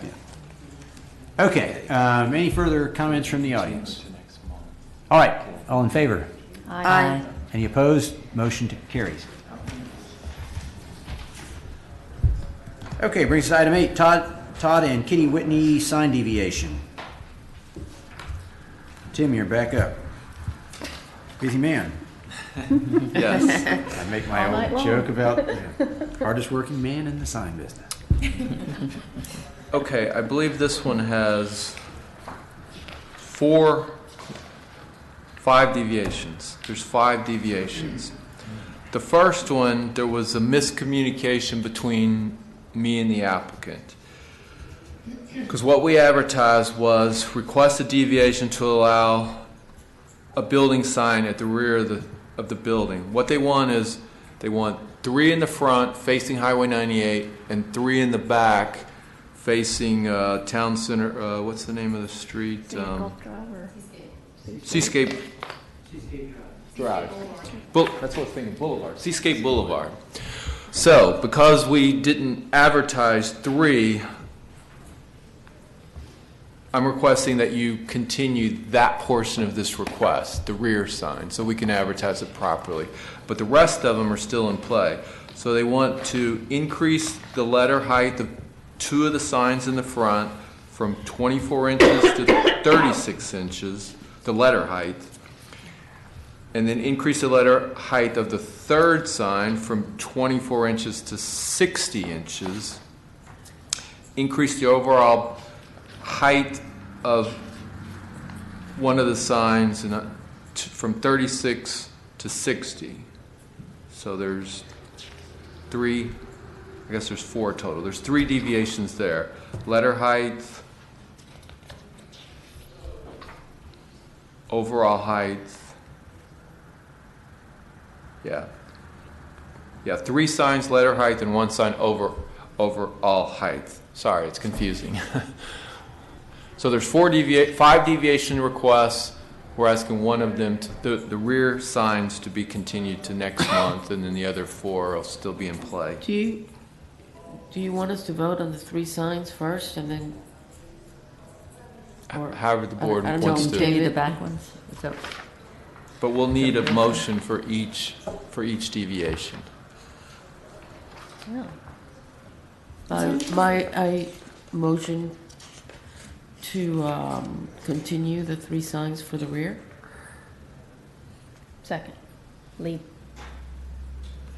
And I didn't orient you all. This is Seascape Town Center. This building is to the east of the Village Door, the one you approved earlier this evening. So we're in the same area, just a different building within that shopping center. But the three signs they're proposing in the front will also be the same signs in the rear, but like I say, because we didn't advertise it properly. Tim, are the signs facing the rear in the scenic corridor? Well, that's why it says a deviation to allow a sign at the rear, because they're really not on the corner, right? You can have a sign if you're on the corner. So the deviation request was, and I didn't realize they were doing all 3 signs, so there'll be more than 1 deviation. But the 1 deviation was to allow the signs on the rear of the building because the code doesn't allow them there. But I mean, is the rear of the building still within the? No, it's not. The scenic corridor? It's not. I'm not sure what does it front? I think if a portion of the building is we consider the entire building in the scenic corridor. We break the property up, but I don't think we break the building up. I gotcha. You measure that 400 feet. But I guess on my picture, there's one way back here. The front of that building is in the setback, I believe. Oh. Or is in the dimension. Okay. 390 feet. Can we describe it? Would that be okay? Tim, are you complete with your presentation? Yes, unless you have Absolutely, questions. yes. Please come forward and identify yourself for the record. Thank you. I'm Kitty Whitney. This is my husband, Todd. How you doing? The last time I was here, we did the water tower at Sandestin, and they are finally stringing the ropes up there, so yay. Thank y'all for that. Todd and I own an arcade in the village at Baytown Wharf in Sandestin. Our new location will be Thrills in Seascape. And in preparing for signage, we actually will operate 6 different bays, but only 1 store. So when we look at the requirements for signage, if we were to follow the signage and only cover the words we need but over the 6 spaces, suddenly that big large facade is filled with only the 3 little verbiage pieces. So I'm hoping that you have exactly what I sent both in hard copy and in electronic file. The white building shows that the facade is over 1,280 square feet. We go from here all the way to under the tower. So we have 6 different bays. If each bay were to had its own signage, then there would be 324 square feet of signage. And if you have the second page of that handout, it shows signage that demonstrates stores 1 through 6 with each their own sign. So you can see from there, it kind of looks, each store has its own. If we follow the current measurements, restrictions, and space it out over the 6 bays, the 3 little words certainly shrink down over the facade percentage-wise.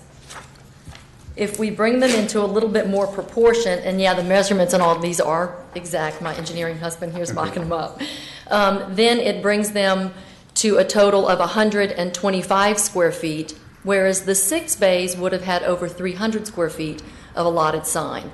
So in the end, if we drop 3 little words on that big giant facade, even standing right up in front of it, it proportionally looks a little bit awkward. We've chosen the color that matches the building. We've chosen a size that then makes it proportionate so that if there are only 3 words instead of 6 words across the top of those bays or stores, it would look more proportional. And then we did throw in a sign. I know I agree, Ms. Moore, that we are not out to all see everything from 98. This front of this building is at the 390-foot mark about, so just up right close to that 400. From a distance, if we really were to use the 3 little squatty signs on that big giant facade, they basically disappear. They look like little dotted lines from a distance. So we mocked up what it would look like if we were allowed the higher height and only the 3 signs over the 6 signs. Now, I love you, Tim, but clearly in that meeting we had a long discussion about Seascape Boulevard and all of the residents in Seascape driving north. So there are 1,900 residential units in Seascape, and they're coming north, and they're going to come up the back of the building, which is well over the 400-foot mark.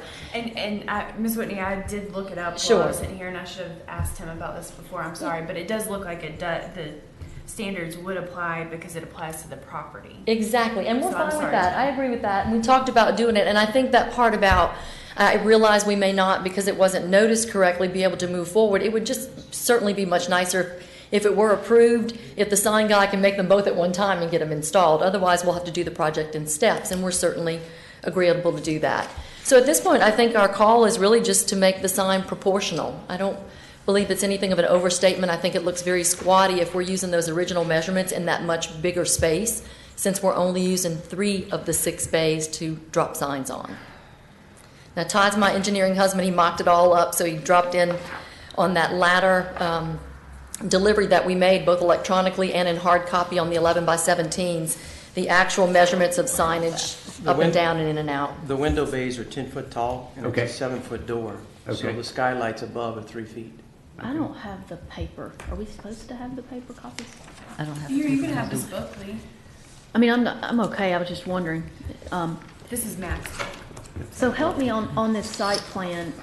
There's a 1, 2, 3, 4, and there's a 5, and there's a 7. What are all those? numbers, yeah. Okay, so in the requirements, Lee, it actually says take a location map and number where your picture's being taken from. So that one piece of paper just says the first picture is if I'm standing right there. The second picture is if I'm standing on number 2. The third picture in the pack is if I'm standing on the number 3. So we gave you several perspectives of standing right up close to the building or standing back far from 98. And then back around the other side of the building, if you're coming from the south side in Seascape, coming out toward the street, the residents and vacationers in there can clearly see the back of the building and what is in those buildings before they approach the building and look back over their shoulder to see what's in there. Okay. So number 7 is what someone would see if they were, I guess they could see that sort of from the side if they were driving Now, up Seascape exactly. Boulevard. So Seascape Boulevard would be off to the right and further back. Okay. And so if they turned into where the golf shop, pro shop is, basically they can see that from there. This building is a little different because it has 2 fronts. Most buildings have a back kind of entryway. This one, you're able to enter buildings from both the front and the back. Yeah, I see the doors. Exactly.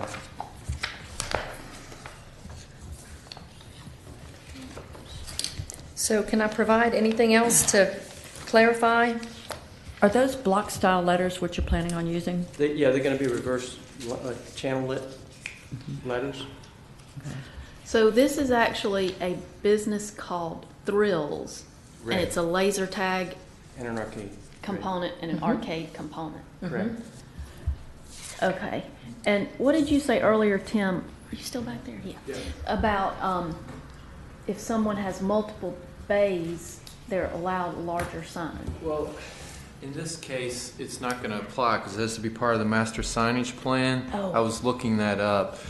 It says a master signage plan may be approved by the DRB to allow a regular tenant to qualify for a longer building sign than would be allowed for a single regular tenant, not to exceed the cumulative length of building signage individual regular tenants would be allowed when occupying the same number of tenant bays or spaces, while maintaining the sign height of 3 feet. So still maintaining 3 foot high, but it can be longer because they have, more horizontal space. But it has to be approved as part of the master signage plan, and when Seascape Town Center did their master signage plan, they did not include this in that plan. And probably because the leases weren't all executed yet, so they didn't know their tenants. Yeah, I'm sure they weren't sure that someone was going to use a whole building. Not to mention, now that our only person we had to notice was Seascape, was Jay Nettle. He said, you go figure it all out and go over there and apply. We'll leave that up to you. This also applies, I don't mean to leave anything out, it also gives them consideration on the main identification sign too. But again, it has to be within the master signage plan, but it also says that may allow such designation for monument sign purposes if appropriate and approved by the design review board. Because you can only have the name of the plaza and 2 anchor tenants on your main identification sign. So this would be considered? No, we're not. Or We're not considered. Okay. And it's not in the master signage plan, so it doesn't give them that opportunity. Tim, is the name of the business Thrills, and it has some, I'll let the applicants describe the little. We call them wingdings. Okay, wingdings, yes. It has some wingdings, and it's got the exclamation point. The 5 feet is from the bottom of the exclamation point to the top of the upper wingding. Okay. Correct.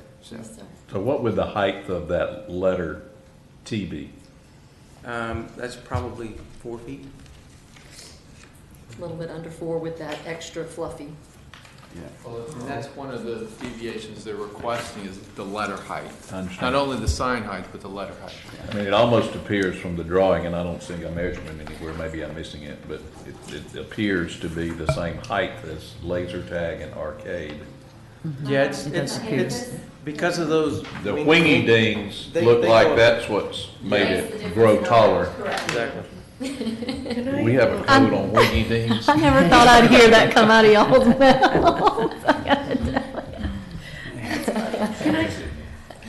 Can I clarify something? So Thrills is the name of your company, and all this area is going to be used for one store? That's correct.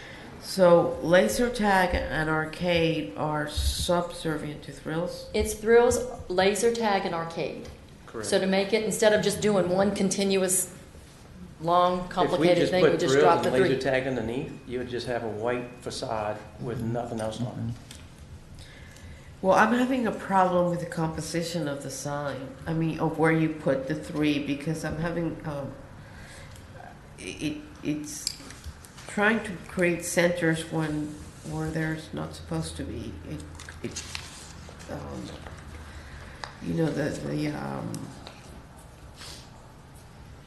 Because when the roof sticks up, that sort of gives it an area, sort of like that you might want to fit in your sign underneath as a single sign, and leave the 2 sides open. You want me to make it bigger? No. In the middle? No, all I'm saying is the composition of the 3 words, sort of like it. But if It doesn't quite go with the building design. But this is 6 bays, so by right, if we have 6 tenants, they're gonna have signs out there. I know, but to me, where you put the signage, to me, the signage where it was there, to me, it worked better with the base of the building, actually. They could be placed in, it doesn't matter where they're placed. You're having spatial Actually, concerns. this board does have the purview to determine the location of the sign, that it's in keeping with the architecture, so. Sure. Mm-hmm. And that's all I'm pointing Yeah, out. What's the suggestion? Yeah. I'm just pointing out to So it. you I'm would just say, I'm reacting to it. You would say the laser tag would go over the first window bay? I don't know what the solution is. Okay. Okay, I'm just saying, I'm looking at this is not quite right. There's Lourdes, something I'll wrong. throw with it. out there accustomed that, to working you with could our put- employees, you know? really. Yeah, you could put laser tag over the bay that's left of the center and arcade over the bay that's right of the center, and then have thrills over the. Right, I think That's I kinda where would you feel want- much better about that. Oh, we have no problem with that at all. And then that way, thrills could be, whatever the size it is, and laser tag and arcade would become sort of like smaller, a little bit smaller, but there would be secondary to thrills, which is really what the name of your company is, or the name of your store is. And I think in the composition of the whole facade, it would look much nicer, I think. This makes it look like 3 separate businesses. Exactly. I thought it was. Personally, I think the laser tag and the arcade are way too big.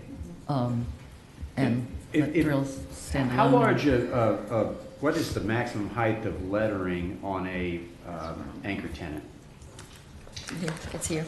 Well, for a building sign, it's based on the size of the building. If it's over 15,000 square feet, it can be 36 inches. If it's below 15,000, it's 24. What are we here? You know, the Square footage. No, you're talking square footage of the building? The building. It's right under 9,000. So 24 inches. All right, so we would be going, I'm starting to zero in on what you guys are starting to zero in. So if this deviation is going on the thrills includes the exclamation point, dot, and the winky dinks. Yeah. And that's almost 6 feet high. And the code calls. No, 5. It's 5 feet. 5 feet. Yeah, they're, Oh, yeah, total 5. they're asking for it to go to 60 inches, so 5 feet. And that's from the top of the winky dink to the bottom of the Oh, sign. 11 and a total. half inches. I'm sorry, I thought it was 5 feet, 11 and a half inches. And what is... Never mind. So 5 feet, and then, but the requirement's maximum is 2 feet. No, 3. Or 3. For that. Then the letter. Letters are at 24, the whole sign is 36. So we're hopping both of those up, Okay. right? Yeah, so the letter height, they're going from 24 to 36. The overall height, they're going from 36 to 60. And then the laser tag and arcade part are 24 inches max, and they're asking for 36 inches. Right. Okay. I'm just trying to.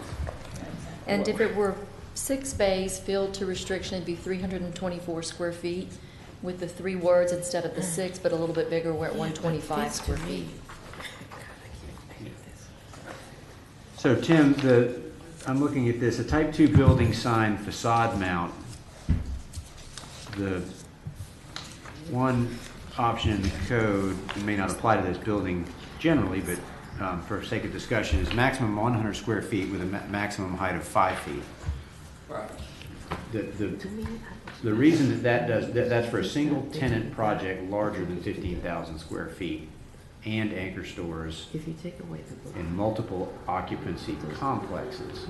Yeah, an anchor store has to be a minimum of 25,000 square feet. Okay. Yeah.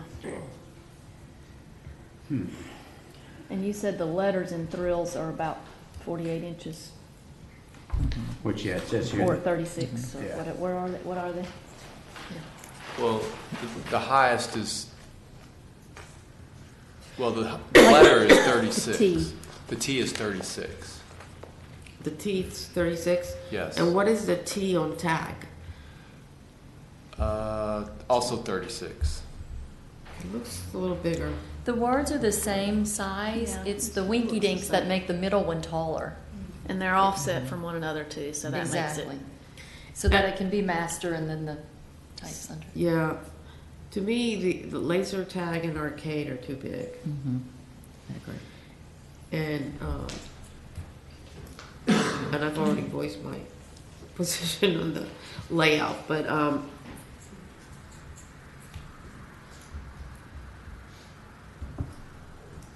and it's hard because you have 3 titles and it's a 4-bay.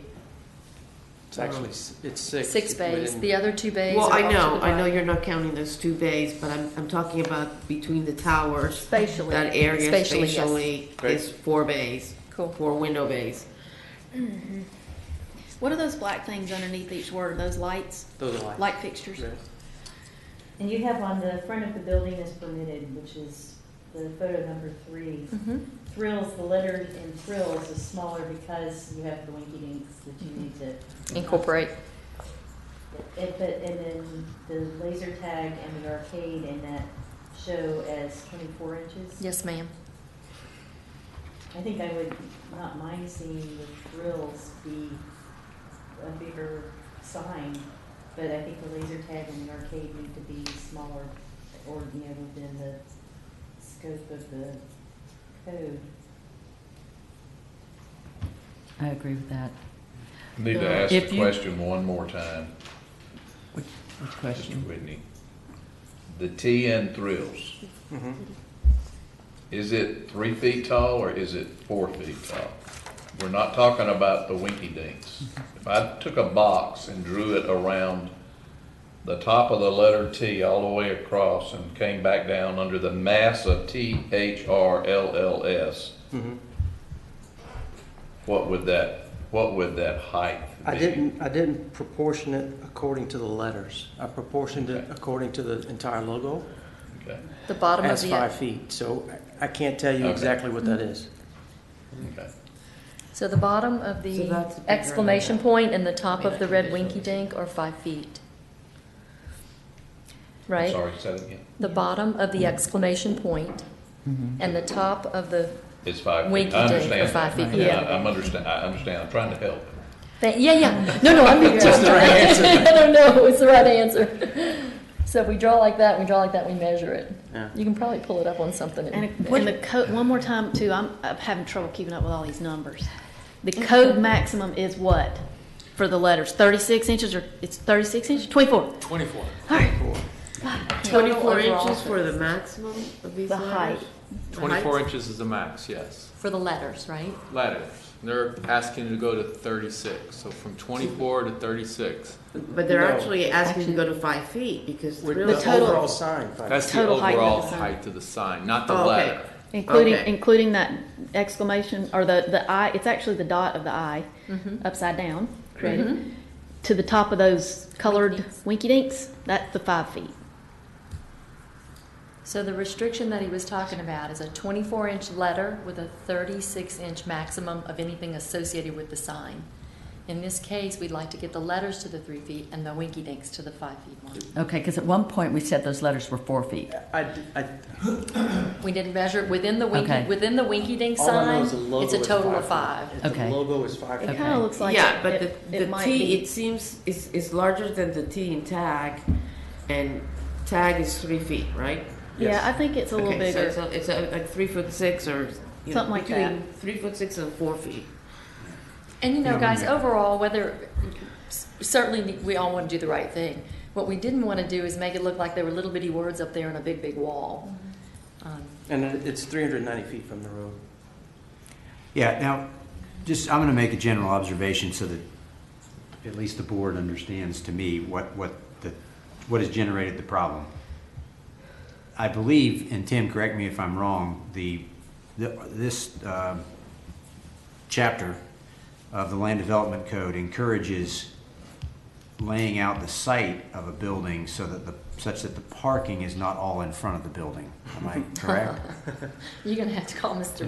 Osborne on that one. I understand. That's correct. Yeah, thought about that you too. recall, you may have heard me say earlier tonight that we often have people asking for deviations, and I understand that you all didn't build this property. Correct. But the individual that designed this property created this problem. Yes, The reason That's the building's 390 feet from the road is because they put all of the parking in the front. for this relatively large project. One of the things I don't know if everybody's noticed, it looks, let's see, there's three buildings. All of the parking is north of 2 of the buildings, and one of the buildings is, kind of dead center in the parking lot off to one end. So the unfortunate reality is that this building could have been much, much closer to Highway 98. You wouldn't have had this problem. Yep. But the designer and the owner of the property created this problem. So, lesson to be learned by whoever's And he listening. sent us to you. Yes. Pretty simple. So, Would have been a pretty simple fix. As the chair, I'm not in a position unless I pass the gavel to make a motion, but, I was hearing a lot of discussion that implied that maybe there was some support for trying to provide a deviation for the business name Thrills and not for the other information. Yes. You know, like I said, in the context of the way the site was designed, I think that would be generous. And I have one more question, just real quick. Will the font on laser tag and arcade be different from Thrills like it shows here? Or will they be the same font? It can be. I mean, we're not stuck to, I'm stuck to the Thrills because that's the Logo font. Exactly. Sure. But it can certainly be the same as that. Okay, to clarify, they're also asking that the I, the exclamation point, also go from 24 to 60. So you got the two signs, laser tag and arcade, letter height from 24 to 36. Got that? Mm-hmm. Then the middle one, Thrills, letter height from 24 to 36, which would be that I or exclamation point, and then overall height of the sign from 36 to 60. So that one sign has two deviations for letter height and for overall height, and the other two just have for letter height. So those are the four deviations. Question for staff. 2 and 1 and 1. Yes. Question for staff. If this were in a building that did not have a master signage plan, could we know we've got a 54 square foot deal limitation per bay? Yes. Am I not correct that you have a 36-inch height overall sign and letter? 24 inches on the letter, 36 inches on the overall size. Okay. Sign. This is the question I asked earlier, Tom, about the size of the tenant space. Right. If they were greater than 15,000 square feet, they would access the type 2 building sign, which has a 36-inch tall maximum. And they're only here because they're asking for deviations. Yeah. CCA has a master signage plan. If they came in with the regular code-approved sign, then I would approve it as staff. But because they're asking for deviations, it has to come before the DRB. Do we know what the other signage is going to look like on the other building or the other? This is the first building that's come in. Okay. I don't think there's been any other signs in this complex yet. I mean, you saw the village door. Right. They haven't come in to get those approved yet, but I mean, you saw on their drawing what it's going to look like. We had a there. rendition earlier that had some really nice lettering and stuff on an older rendition. We were one of the first tenants Mm-hmm. sign, and so I think we're ahead of most of those others that may at I some think, point in other words, the master signage plan came in first. Yeah, before us. Yes, with no tenants. Yeah. with no tenants, right? With no tenants. It's been approved, but they had an idea of what. Mm-hmm. I mean, it basically follows the code. There's nothing outside of the code in their master signage plan, unlike, say, Grand Boulevard, which has a whole bunch of other provisions in their master sign plan. Yeah. Well, the other thing about this building is that, they're, like she said, they're taking six sections, bays, and there's not going to be a sign like in our previous, the orthodontist, where there was going to be a sign right next to the orthodontist. Mm-hmm. This is going to be, the signs are going to be further away. Mm-hmm. So there's Absolutely more, on the other side. there's a lot more leniency as to, it doesn't have to be exactly the same. It can be a little different. I'm thinking that, the Thrills could be larger, and then laser tag and arcade could be smaller, and they could maybe, be centered above the window bays, so it's more like a Now, three-part. right now they're centered over those three columns, Oh, I know. and there are four It's kind of window. hard to break it up. There are 3 words but 4 windows. So No, but you center it over the bay. The 5 windows make one bay, and you center the laser tag over that, and you center arcade over the other bay. Mm-hmm. I see. And then you have Thrills in the middle. It's my opinion, if you separate them further apart, then it looks like separate businesses. If you put them closer together, then it kind of looks Stacked. like it's part of the same thing. Right, but isn't it all the same business? It is, but I'm saying if you move them Wait, out to the did you outside, Were you suggesting that they come to the inner windows or the outer windows? Inner The window. Inner. Okay, Now I we're here. understand. Now we're with you. I understand. He thought you meant the outer Oh, ones. no, That's no, right. inner windows, so that it's more Here. tripart and, Here. and I then agree. Okay. I agree with the, that. the, I Okay, mean, that's just a understand. suggestion. I would Lot- say, I don't want to go any bigger. I want to go smaller, honestly. I want to go smaller too. On the thrills. I don't want to get, No, I I mean- didn't say any bigger. oh, I thought you did. No. I said that size is, which is the large size. I mean, what I'm saying, laser tag and arcade would go to the normal size. Yeah. So we can shrink laser tag and arcade to the 24 and bring them down into the centered over those bays Now, let me- and unify it. Let me say that there is awnings that go over the windows. And I That's don't know how- fine, but because I you're don't gonna know how have your this sign works. above the awnings. Okay. Yeah. So there, this came the master signage plan came before us in November last year, and through the wonders of, so there's the 15 or in 16? 16, November 2016. So I think the awnings are rendered on this, so yeah, there are almost continuous awnings. They're broken by those light fixtures. Okay. Do they go over the top skylights or do they above them? Well, you're not going to be able to see this, and I'm just looking at a prior Right. public record. So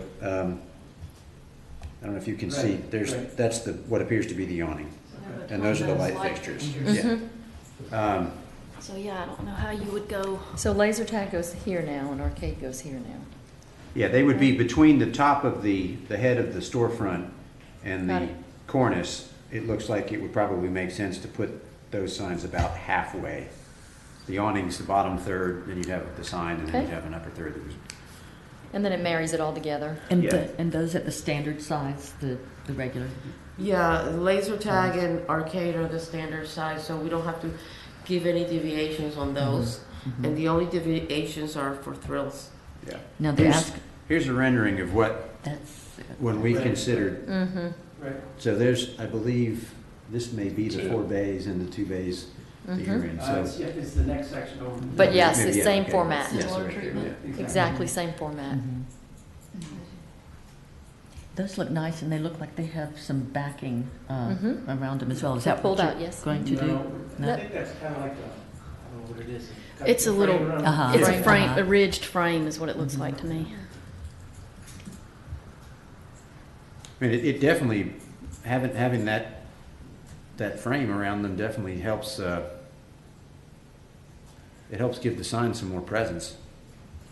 Well, the other thing is that you could do that frame around the laser tag and arcade, and thrills could have no frame, and that would differentiate the two. What is And that? give I it don't know what hierarchy. that frame is. It's not part of our logo or anything. No, it's That's part of the actually an master. element of the building almost. Yeah. It's like a raised frame what they that's the did same there, color as you the know? building, kind of But they thin. deviated from that, from that obviously, because it's not on the buildings now. Well, but that's they wouldn't their know where to- approved master signage plan. Yeah. That's what it's supposed to look like, and you're gonna also have to have approval from your landlord before we can approve it as part of the master signage. He's the one that sent me. But still. Okay. But written approval. But the thing is, they can't put the frames up till they know where all the signs are going. So if you've got multiple bays by one tenant, you can't put a Gotcha. frame on every bay, because you could potentially have multiple bays per tenant. That's why they're not up yet, I'm assuming. Yeah, but Makes the other, sense to the me. other thing, this is what we were talking about in terms of this facade, where it's different, and even if you wanted to do the frames, I mean, theirs are going to have two signs underneath another sign, and it's not going to be horizontal as the other ones. Now you can continue with those frames if you do the lower ones, the ones that are continuing with the same format that we're not giving deviation. They would have the boxed above the bays, and then thrills would be on its own as a hierarchy in terms of the special sign. Lower. Make sure you put that in the those are motion, the then, awnings. because that is their approved master signage plan. Yeah. Or it's gonna be weird. Well, I just think that if you box thrills, it's not going to look right. No, no. Right, right. We agree. God, I wish we had SketchUp or something. Sketch But this out if- real quick. I can sketch. If you could, I can visualize it. if But you I don't could, know who's Yeah. responsible for putting, I mean, that's, I'm not responsible for putting The frame around it? And the requirement is, yeah. They are. So if you do thrills in the middle, like you have it, maybe a little bit smaller than that, and then do the other two boxed where they had mentioned locating those at the standard size, could you do them in the font that they use? Not your thrills part, because that's your logo, but I mean the other two, could you do them in the standard font that's going to be on the rest of the businesses? There's not a standard font on the rest. Each is going to come to you get can their have logo. Acme will do Acme's logo. Okay. I mean, Village Store hasn't Okay. come with their sign yet, but. Door has Right. their signage specific without. Yeah. I think the frames may become problematic. Even though I like the way they look, since we're trying to have three elements somewhat close together here, you know what I mean?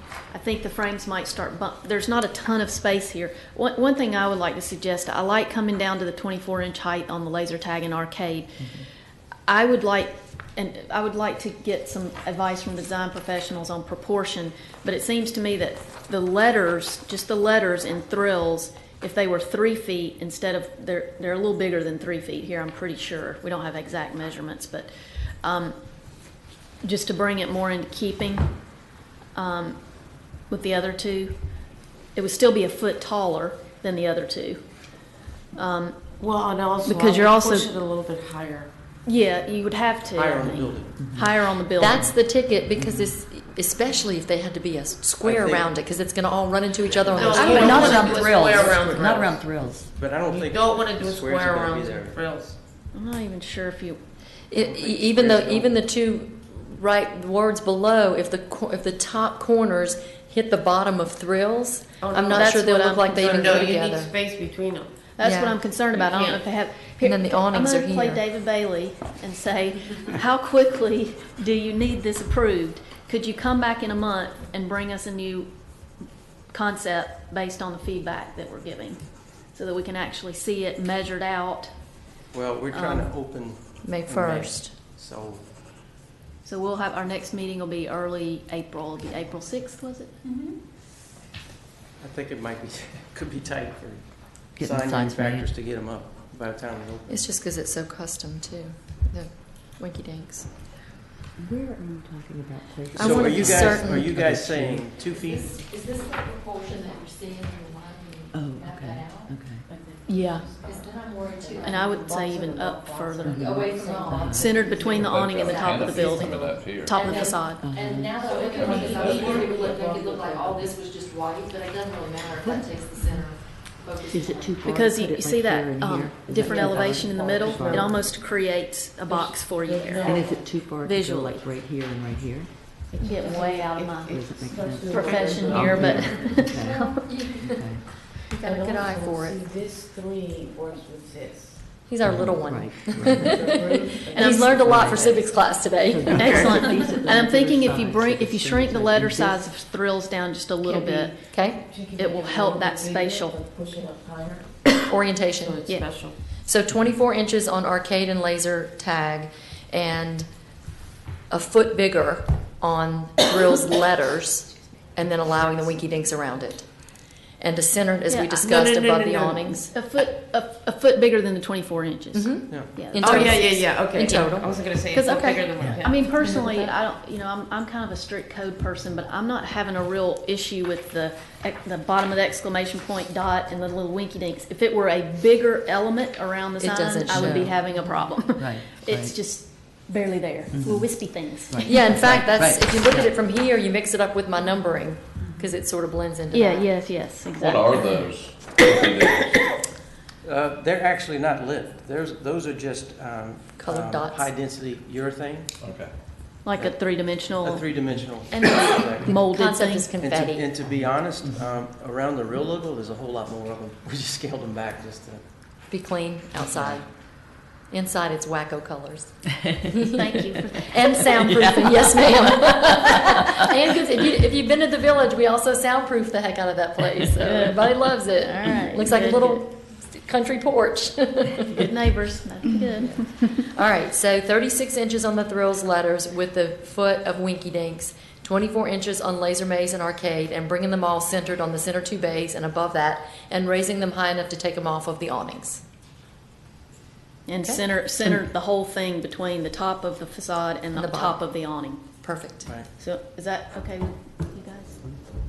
Are you there, Lourdes? Is that- Are you too, Or were you wanting to move thrills up?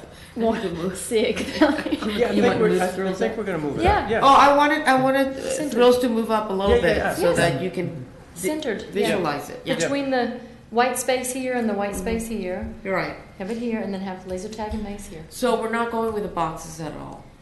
That's fine. I don't think they work in this treatment Right. right here, this Right. situation. No, I right. mean, they look really good in the picture. but- They do, but we're I think that was miles This gets away. too, We're miles away from that. yeah. So my only other question would be, when we return for the continuation, right, of the rear, or do we do that now? Well, I think they're gonna continue all of it, but you would have to do basically the same thing in the rear. No. You would be asking for a deviation for 3 signs. Tim, Wait. Tim, We're If not, we've agreed- we're not continuing continuing. No? They're agreeing to change their, exactly. right? Format. Right. Is that everybody's That's my understanding? Well, Yeah. what's going to happen in the back? Thrill- That's They're gonna gonna be That's continue. it's gotta be That's continued. continued. They're coming back. That's continued. Yes. Okay. Thrills is still gonna need a deviation. Yeah. Yeah. It's So just we- a much That's smaller, advertised today. it's just a much smaller or a somewhat smaller deviation than they were Yeah. originally requested. And it, because they're going to be 3. Something on the rear. Just remember us when we come for the rear. Do we have to do a continuation if we want to do the same thing in the back? No, as sir, we're I doing think the they're front? working on getting a motion to approve. No. The back He as was well. saying- No, No, No, he's not not. the back, just the front. Because the back is just an advertising issue, right? Yeah, That- because we I didn't can't control realize that. they were I doing got you. 3 signs on the rear, so I only advertised 1 sign. Okay. So have we made a motion yet to continue the back signs? It's not advertised, so we're just Oh, gonna. so we don't have to do anything? Oh, Okay. so we don't have to do anything. 'Cause For the back. Okay. There was one thing mentioned that this is all contingent on us receiving a letter approving it from the staff, or staff receiving a letter Oh, from approving it from the Seascape? from the Seascape. Yep. yeah. Sure. Okay. Yeah, that's And Jay will get it right to That's you. something I'll handle. Okay. When they submit their, once the deviation's approved, they still have to submit for the actual sign. Yeah, okay. Because nothing's approved until you guys. Yep. So as part of that application, they'll have to provide a written, and we do that for Silver Sands and for Yep. Grand Boulevard and some others as All right. well. Very good. So have we captured a motion yet? I don't think so. Oh, I think we just came to an do you want me agreement. to do the motion? If you'd like, yeah. I highly encourage you to make a motion. I'm highly listening. Okay.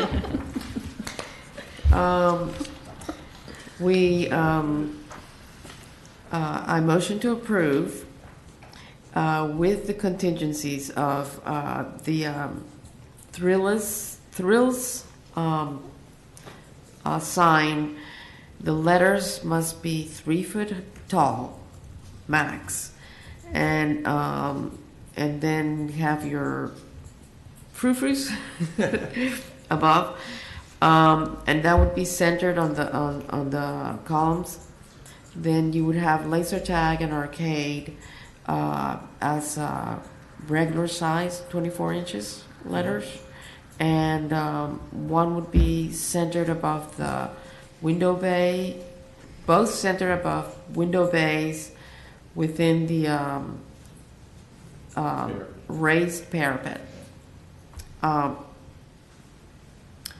think I covered it. Okay, what about the overall height?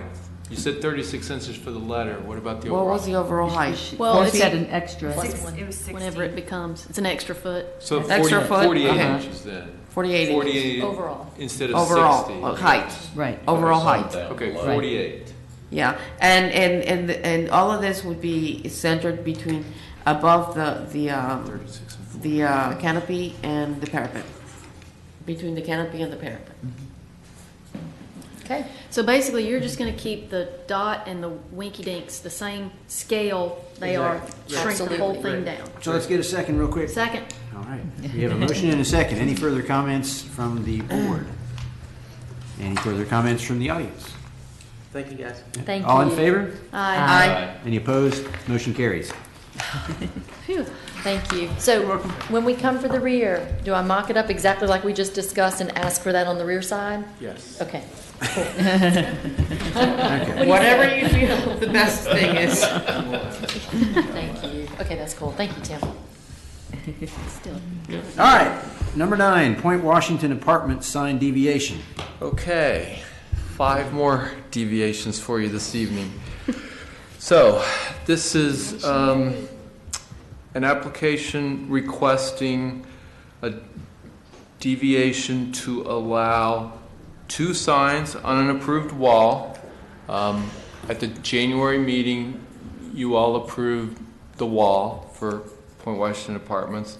Then a deviation for 3 plaque signs, which the code really doesn't address in any way, shape, or form.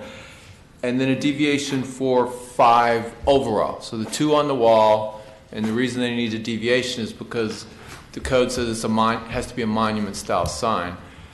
It meets all other requirements for a main identification sign, but it's not a monument, it's up on the wall, and the wall has been previously approved.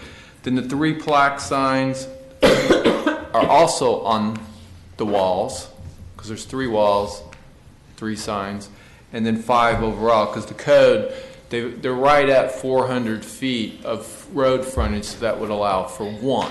So they're asking for 5. So, is that clear as mud? So they're forgoing a monument sign and adding these 5 other signs. No monuments. They want 2 main identification signs on the approved wall on either side of the entrance. That's what I said. So they're, Okay, and then would the they 3. get a monument sign normally and they're forgoing that? They would be foregoing That that. was my, okay. Do the plaque signs say anything, or are they just color? I believe they say, there should be a picture in here, I believe they say Point Washington Apartments. The sanctuary and Sanctuary. 331. The sanctuary, I'm sorry. Point Washington Apartments. That's on the sides, but I This mean one right here, Donna? Yes. The That's the sanctuary. plaque. Okay, okay. They wanted to keep, we've advertised this every time as Point Washington Apartments, so they wanted to keep it consistent. But as you can see, it's going to be the sanctuary, this one right here, 331 Point Washington Apartments. Right? Where Point Washington Apartments doing business as the sanctuary. So, any questions?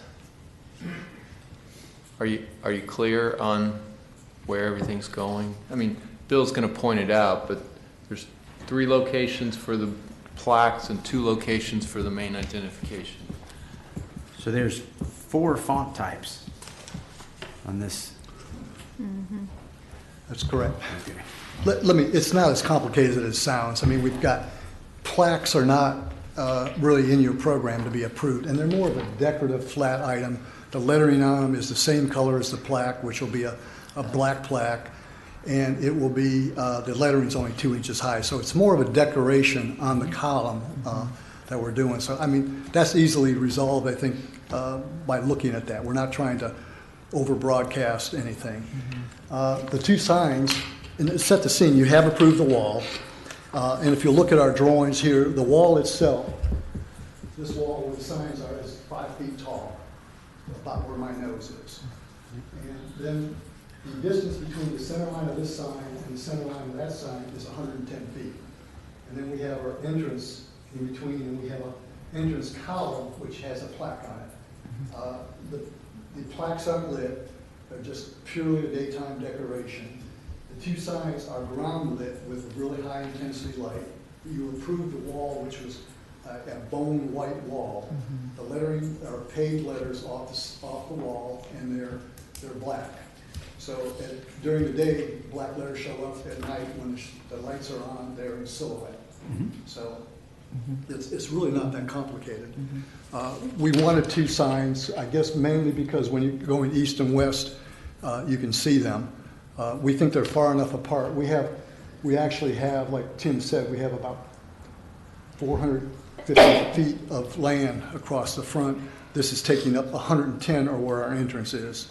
So that's our presentation. We do have different font, but we didn't think that would be an issue unless, I guess, we don't talk about the, and maybe I'll just leave it at this, we don't talk about the content of the sign. Correct. Okay.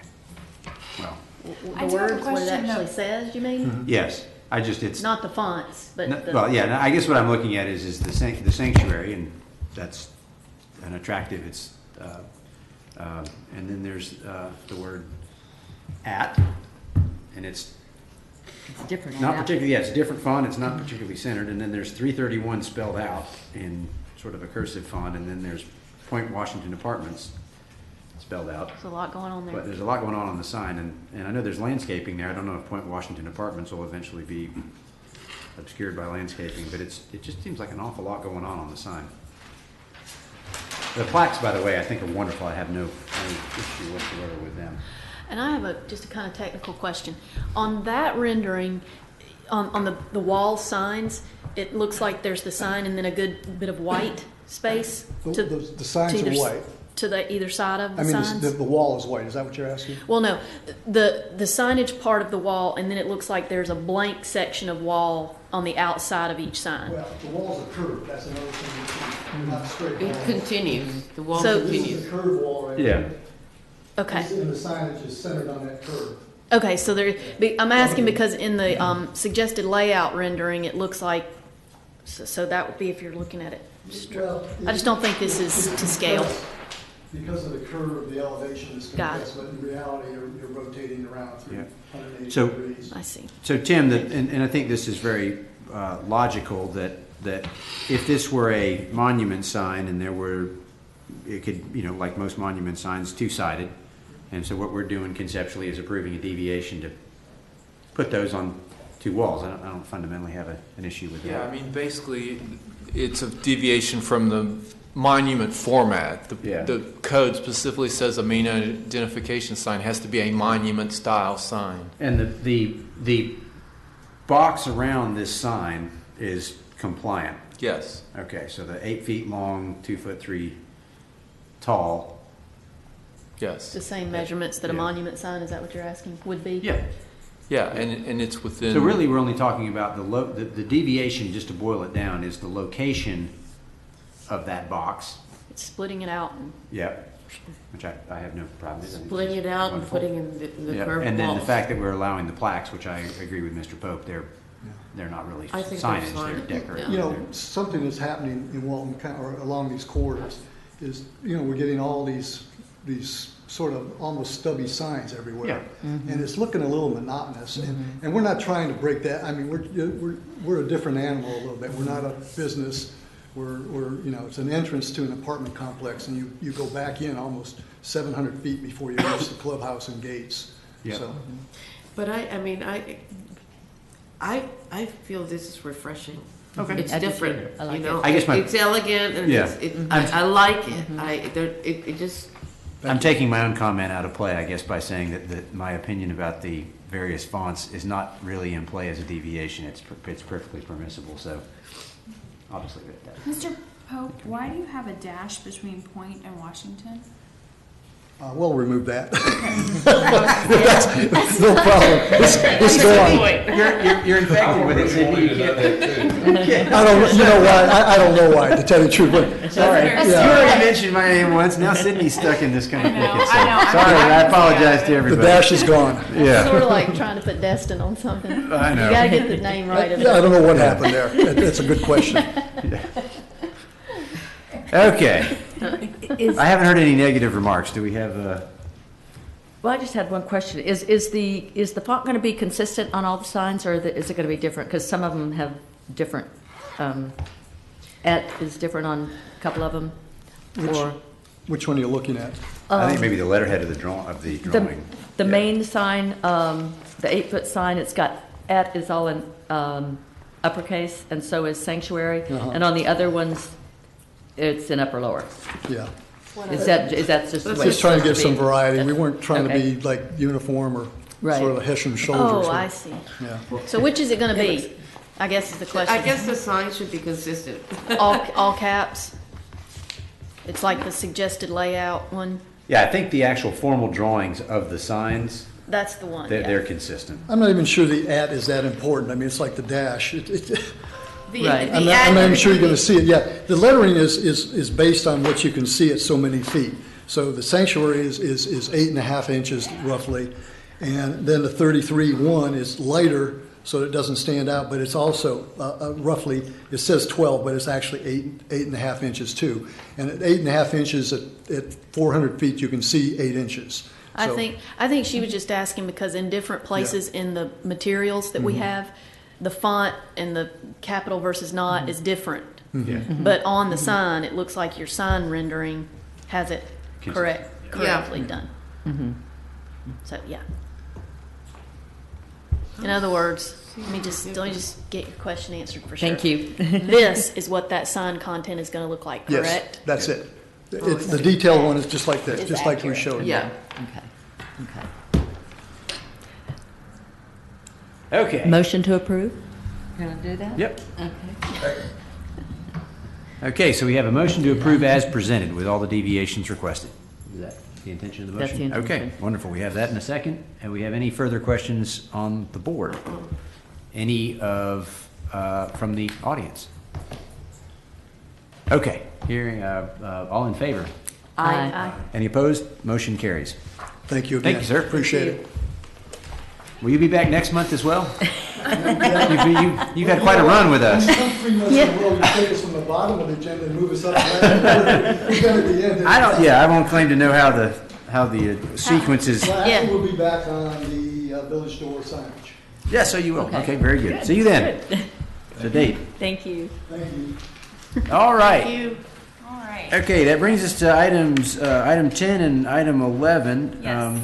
Which, Item 10 is, it's an unusual situation. So whenever we were doing the changes about a year ago, Bradford Davis, who's no longer with us now, but he came to the Planning Commission after you guys had already approved your changes and submitted a updated plant list. It was my mistake. That updated plant list and the recommendations of the Planning Commission didn't make it to the BCC. So Bradford's suggestions never made it into the final version. So I think Lee and the board as a whole decided, let's try to get those in there. Mhm. So if you guys are okay with it, you just have to give your okay, and it can go to it's already been advertised for Planning Commission next week, I believe. And then we can get it to the BCC for approval in April. all right. We have any intrepid motion makers out there? Motion to approve? Second. All right. Any further comment on the board? Any comment from the audience? All in favor? Aye. Any opposed? Motion carries. And, All right, and item the last 11. thing's the workshop, and that's just up to you guys how you want to So we proceed. can chat? Sure. All right. Can we chat from back here? I'm freezing. Are you here for the workshop? I'm here for the workshop just to find out. I'm Teresa LaCour from L&L Marine. I'm on the south end of the county, excuse me, the north end of the county. Okay. The workshops have been an interest of mine since our issue with the 31 ordinance has been trying to pass it about a year or so ago. Okay. Because we missed the workshops and didn't know anything about it with all the way it's being advertised and all. So I'm kind of interested in what this workshop's about and concerned too. Sure, and so I guess to hopefully alleviate some of your concerns, because I know a little bit about y'all's situation. So these standards for Chapter 13, they only apply for all of Highway 98 and 331 south of the bridge, not for anything north of the So bridge. you guys don't know of anything, if I can ask, anything of that happening for the north end as of right now because of everything going on? Yeah. I hope so.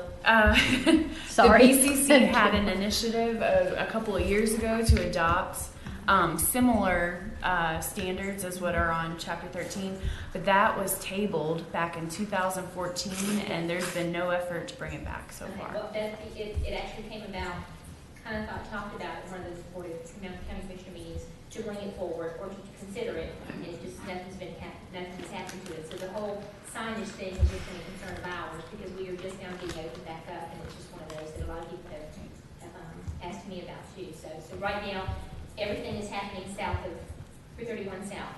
That's what this workshop's about. But if you have interest in standards for the north end, you're welcome to come to a county commission meeting and bring it up if you'd like. Okay. Thank you so much. Okay, well, my great interest in this is lighting. I think that one of the most wonderful things about all of Walton County is the fact that you can see the stars and that lighting is subdued and we don't have a lot of high mass lighting. I think lately as the parking lots have gotten larger and larger to accommodate some sort of maximum footprints, one example of which we saw tonight, I think we're really at risk of, even though we have projects that do meet the standards, I still think I'm seeing projects that are, if we continue on the path we're on, we're going to have enough light pollution that we're going to lose the night sky. So, you know, what I can try to do is I'll bring back some good examples, Tim. I don't know if you have any up your sleeve, some other, I've been doing work in Mandeville, Louisiana, and they actually have a pretty good, I want to say it was in 2014 or 15, they amended what they call their CLURO, the Comprehensive Land Use Regulations Ordinance, and I think they stepped it up in terms of limiting light pollution and whatnot. So I'll try to I could bring some of that back, I guess. Is it, Sydney, if I forward that type of stuff to you, you can distribute it? Yeah, okay. Anyway, that would be, I guess, at this kickoff. Are we going to be able to do this for 2 or 3 meetings? Yes. Yes. So I think we've been approved for 3. But we Okay. would just do it like last time. We'll ask for more meetings if we Okay. need. David, I just wanted to clarify that in Chapter 13, the only thing we regulate in terms of lighting is convenience stores. The rest of our lighting standards, when I say it's 10 at the property line, is in Chapter 5. Chapter 5. So if you're doing a project like Miramar Inn and Suites, really the standards are coming from 5. But we could have a more stringent standard. Yeah. But I just want the board to understand that all that is in Chapter 13, so you may want to expand that, is convenience stores. And that's set by state law, you know, Now, for criminal activity. Yeah. Well, you mean the lobby of the convenience stores. Sorry. Well, I mean, the actual amount of lighting for convenience stores is actually in the Florida statutes, but it's so you can see inside to see if the place is being robbed. I mean, that's what it comes down to. Yeah. And I would add to what you said, not only is it a night sky issue and, you know, just that side of it, but also I'm finding both in smaller developments with not a whole lot as far as numbers of lights and larger developments with large parking lots and a lot of lights, that as I drive down 98 at night, I'm literally at times having to look away a little bit or shield. There is just a lot of light pouring onto 98, really bright light. So from a driving safety perspective at night, I think we're starting to enter into some effects. And some of that might be lighting positioning, because there are some lights, especially out in Miramar Beach, that shine out on, you know, toward the road. So maybe if we had, you know, better guidelines around that. And then overall brightness, like the Publix is a good example. Well, I don't know if those predate the requirement. I mean, they're supposed to be either full cutoff or semi cutoff, which means they're pointing straight down. Yeah, well, the challenge is when you mount it on top of a 20-foot pole, you can still see a full cutoff fixture from a pretty decent distance away. True, you're going to have some spillover. That would be an example of one regulation that I think we should consider. I guess I'll go ahead and throw this out. Maybe I'll use the language, direct staff to use the project that we looked at tonight, the hotel, the Miramar Inn and Suites. Inn and Suites. I think that allowing a 20-foot, even full cutoff type, a full cutoff fixture on top of a 20-foot pole within 20 feet of the property line is a mistake. We need to stop doing that. So we need to come up with some sort of regulation that when you're dealing with 20-foot poles, they're required to be moved further inboard, or you come up with a shorter pole. So that we're not throwing light, that a neighbor sitting in their back porch isn't looking at the underside of a pole. So Well, that's the kind of regulations we Yeah. need, because Yeah. the only really thing we have is the foot candles at the property line. Yeah. I mean, that's really Yeah. it, other than either a full or Well, semi-cut and you're exactly right. If fixture. we walk around staring at I'm not picking on you, we're on the same side here, but you walk around staring at the ground, that's one thing. But when you see an object 4 stories tall and 200 feet long, lit at 10-foot candles, you can't ignore it. I mean, it is. Well, it's very bright. I think you'd be surprised how well-lit bright object. 10-foot candles So the really fact is. the fact that it's 0, even if we have the requirement of 0-foot candles at the property line, you have this incredibly brightly lit thing sitting 70 feet, or in the case of this project, one end of the building is sitting Really about close. 40 feet from the property line, lit at that level. To me, that's a problem. That is so bright that the human eye is going to perceive it. It doesn't matter that it's 0 at the property line. So I think we've got to come up with some regulations. I think one of them is trying to define a limitation on how close a tall light can get to the property line. I think that we need to, as these things get closer to the property line, they need to step down, and the developer just has to swallow more of them.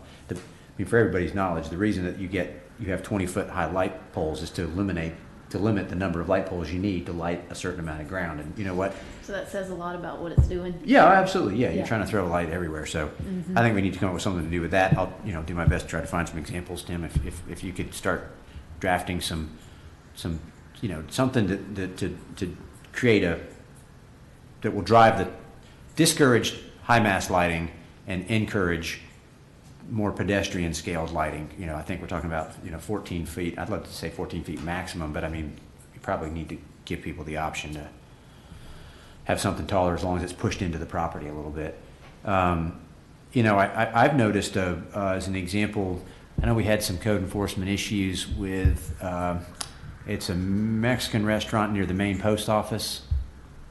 It had a bright orange canopy Santa on it. Rosa Beach, Los Rancheros. Yeah, Los Rancheros. Yeah, they've got some extremely bright lighting, but it looks, to my eye, I think it's just been put up. It is a very white LED light, and it's shining out into the parking lot. And it kind of, when you said, Lee, that you drive down the road and have to sort of turn your head or whatever, I'm pretty confident that's something that was added without approval. But I think we need to, so obviously if that doesn't mean, I don't think that meets the code the way it is, but I think we may have a code enforcement issue there. Well, but the color of the light is the other thing that really, That might be something that do they have to get they can just mount more lights on the building? Well, I'm not sure. the last time I spoke I don't even about know, would it require a building permit? something like this, code was like, we don't work after dark, so. There's So they don't know, huh? Yeah. I mean, as you're telling me this, I'm thinking, well, I'll get with code enforcement to have them go out there and look at it. But the last time they're like, we don't work after dark. I'm like, it's dangerous, What does that mean? This county's dark out. Well, because there's bright light shining in your eyes when you're trying to ride down the Now, in their defense, they're probably not approved for any overtime either. That Okay. might be. Well, I it's mean, probably not I agree. overtime It should issue, not be it's a shining scheduling out. issue. That's the whole idea of a semi or a full cutoff fixture. It's not shining Yeah, they're out. pointing You're out. going to have Yeah. spillover, sure, but Well, so I'll make the point for tonight's, keep on topic here is, I think we may want to consider, given all the different technologies of light out there now, LED lights that are extremely blue, I think are inappropriate, and it's not hard. It doesn't cost any more to get a redder, warmer light. So I'll throw out there as a specific recommendation that we somehow encourage, and I'm going to get all technical for a split second, lighting that is in the 3,000 Kelvin, 3,000 K range, and that we discourage or perhaps prohibit lighting that is more than 5,000 K.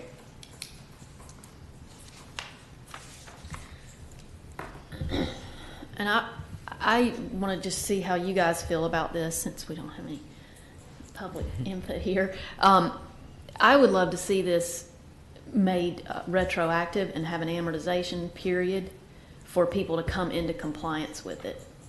just like they did when they first implemented the code, and there was signage changes, and everybody had to go spend a bunch of money over a course of several years and change their signs.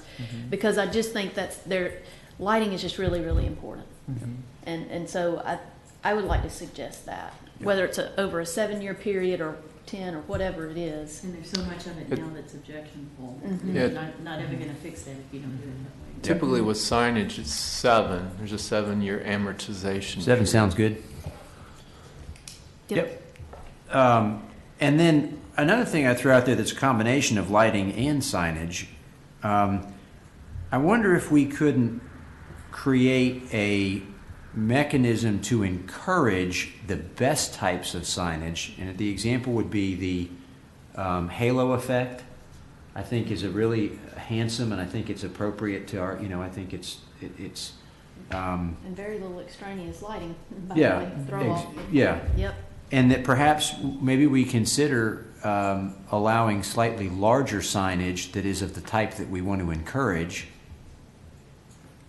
and at least maintain the standards that we have, maybe even more strictly for signage that we want to discourage. Well, just like he had mentioned about so many stubby little signs we have out Yeah, there. absolutely. Yeah.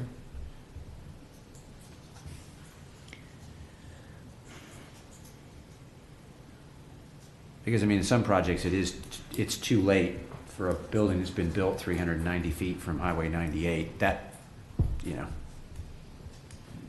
maybe we do need to have an option of if a building is beyond 300 feet, we allow them to be a little bit bigger, as long as they are one of the types of signs that we want to encourage. So the developer doesn't care about the signs because the developer doesn't have to deal with the signs. That's absolutely, They yeah. create a problem for their tenants. Yeah. But that doesn't, it's not enough to get them to put their parking lots in the back. Yep. There's no carrot. And I do think too that I don't even know how to just work this into anything or if it can be, but I think we're running into some challenges, not constantly, but from time to time, because we are approving a building design, an architectural design, and then later we're coming back with signage requests, and I think at times the design of the building is creating challenges for signage placement. Right. And so then, Right, just like you were talking about earlier, we're creating a deviation. Sometimes I feel like we should be, and I know you can't do this because you don't always know tenants, but it almost feels like sometimes I wish we were approving signage when we're approving the development order and the building design, because we ran into this with Chick-fil-A. I mean, and I'm not trying to call these instances to criticize. I'm saying them as examples. Where all of a sudden you get it and there's an architectural component that lends itself to different signage than is approved in our code. That seems to be happening fairly frequently, enough to be, I think, of a concern. So I don't know how we could do that. I don't know if you can consider signage even if it's not the exact wording of the signs, because they may not know the tenant, but there's some kind of a conceptual signage thing that we could approve as part of the. Isn't that what a master plan? I mean, for any building. building. We were looking at I mean, for earlier. any building though, even a standalone. There were some architectural elements of that Chick-fil-A building, and probably have been some others that I just can't think of, that lent to signage that didn't work for our code. And then by the time, they were already building it by the time they came in for their signage request. So, maybe we just start thinking about that more, or there's some element of conversation about the signage when we're looking at the building design. Right. I'm sort of talking in That circles. makes sense, but hopefully though. That you're makes sense getting that what you I'm want to saying. get the whole, because like in that instance, where they've located that Chick-fil-A, it's very hard to do certain things. So it makes sense to want to look at what their plans are. Well, I think Colleen hit the nail on the head. The code says you can do all this at once. You can submit your signs, everything at one time, but the developers don't really care about whoever's going to occupy that building, they can worry about the signage.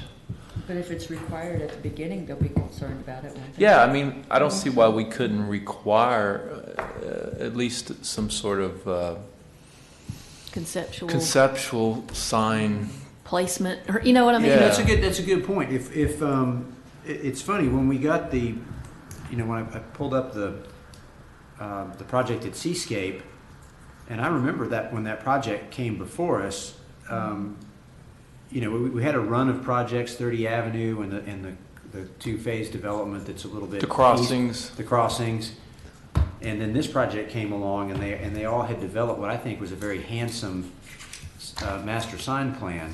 Yeah. And the bottom line is that rendering that I held up a second ago was at the corner of the easternmost building, which didn't, the way it was rendered and shown to us, it didn't jump out that's 300 and some odd feet off of the road, and that actually those signs are going to be little itty bitty signs from 98. And I'm using another example, the mattress store, and then the Tuskers project, where clearly, I don't mean to be coy, that the signs are, it matters how they look from 98, because that's where thousands of people are driving by. But it's not this board's fault that if something's not legible at 3 feet. I mean, maybe it is. Maybe this is something we ought to consider, that maybe there should be a relationship of the maximum size of the lettering in relation to the distance a building is from 98. But if you do that, that gets complicated, because then you've also got to consider the size of the facade. Like, you don't want to fill up the entire facade, because if you look at it, we've got certain sections of buildings that have pretty limited amount of signage facade. That's even this one, we ran into a little bit of that with this tonight. Right. Between the top, the Seascape, because between the top of the awnings and the top of the parapet was not a whole ton. I mean, there was some, but you would be starting to fill that up if you get too. So maybe it's some formula that takes all those things into account. Yeah, and I guess it related to the comment I made earlier about maybe we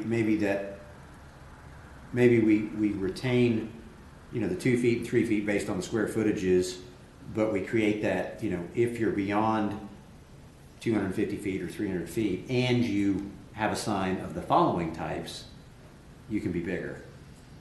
But we take a few of the types off the table as you get further away. In other words, it has to be a really nice sign. Yeah, I'd love to see some of those signs get changed. Yeah. Tim, do you recall the Walmart sign on the north side of, I guess there's only one Walmart on 98? Did that sign have a deviation? Yeah, it did. I was not here at that time, but I think the answer is yes. Yeah. It did. Yeah. It's Do you bigger think than you it was could- supposed to be, and their argument was they were sitting very far Off the road. Yeah, just about all the deviations that this board has granted is because they set back off the road. Because a lot, I mean, I get complaints from people. It's like, well, okay, if I'm sitting right up on the road, I can have whatever, but I'm sitting, whatever off the road, like this guy, I'm 308 feet off of Highway 98. So, I mean, the only point I'm trying to make is pretty much every deviation this board has approved is because you set back off of Highway 98. Yeah. X distance. But I think we do have to be careful about that. For instance, I don't see someone going down US 98 at 45 or 55 miles an hour and glancing over and seeing an orthodontist sign and whipping into a shopping center. Right. Whoop, what I mean. I mean, They know and that's I'm not trying to be It's the version difficult. of a billboard. I'm not trying to be That's not difficult, what but it needs to be. and then you have to think about this. We also have in these strip centers that are not just a straight strip. You've got buildings that aren't even visible from 98. Right. So then if you make concessions for those people that are far back, then are you going to have to make other concessions for the people that aren't even visible from 98? I want to be sure we are applying things consistently, because it can open up a can of worms that is difficult to deal with. I'm not saying we shouldn't consider it. I'm just saying we need to think about that. All right. I don't think that you're driving down Highway 98 that we have to see this great big, even if it is 300, feet off the road. That's huge, and I don't want it end up looking like Panama City or something. And I don't mean, I just want to keep it clean and nice and. Absolutely. All right. And don't forget with signs too, you guys were gonna think about materials. Yes, there was. Yeah, I think that was the major And we talked about thrust of having this is some because there's new signage. materials that our code doesn't cover. I mean, Yeah. technology And marches we on. talked about having some signage professionals come in. What? I just, Lourdes left. I was going to Yeah, ask her to Lourdes, correct on she these wasn't minutes. feeling well. Okay. I was going to ask her to correct her. I spelling didn't catch of it. which location her name was misspelled in these minutes. I missed that. Throughout the minutes, I think it had an I instead of a J. Okay. It was like, So that was we had talked about inviting some signage professionals to talk Right. to us about newer materials Mm-hmm. and that aren't included in the code and maybe show some samples. One I know of that came up a month or two ago was the acrylic Yeah, solid. acrylic's very Right. common these days, and our code doesn't address it, but apparently it's very common. Yeah. I think it's inexpensive and it's durable, is why people like it.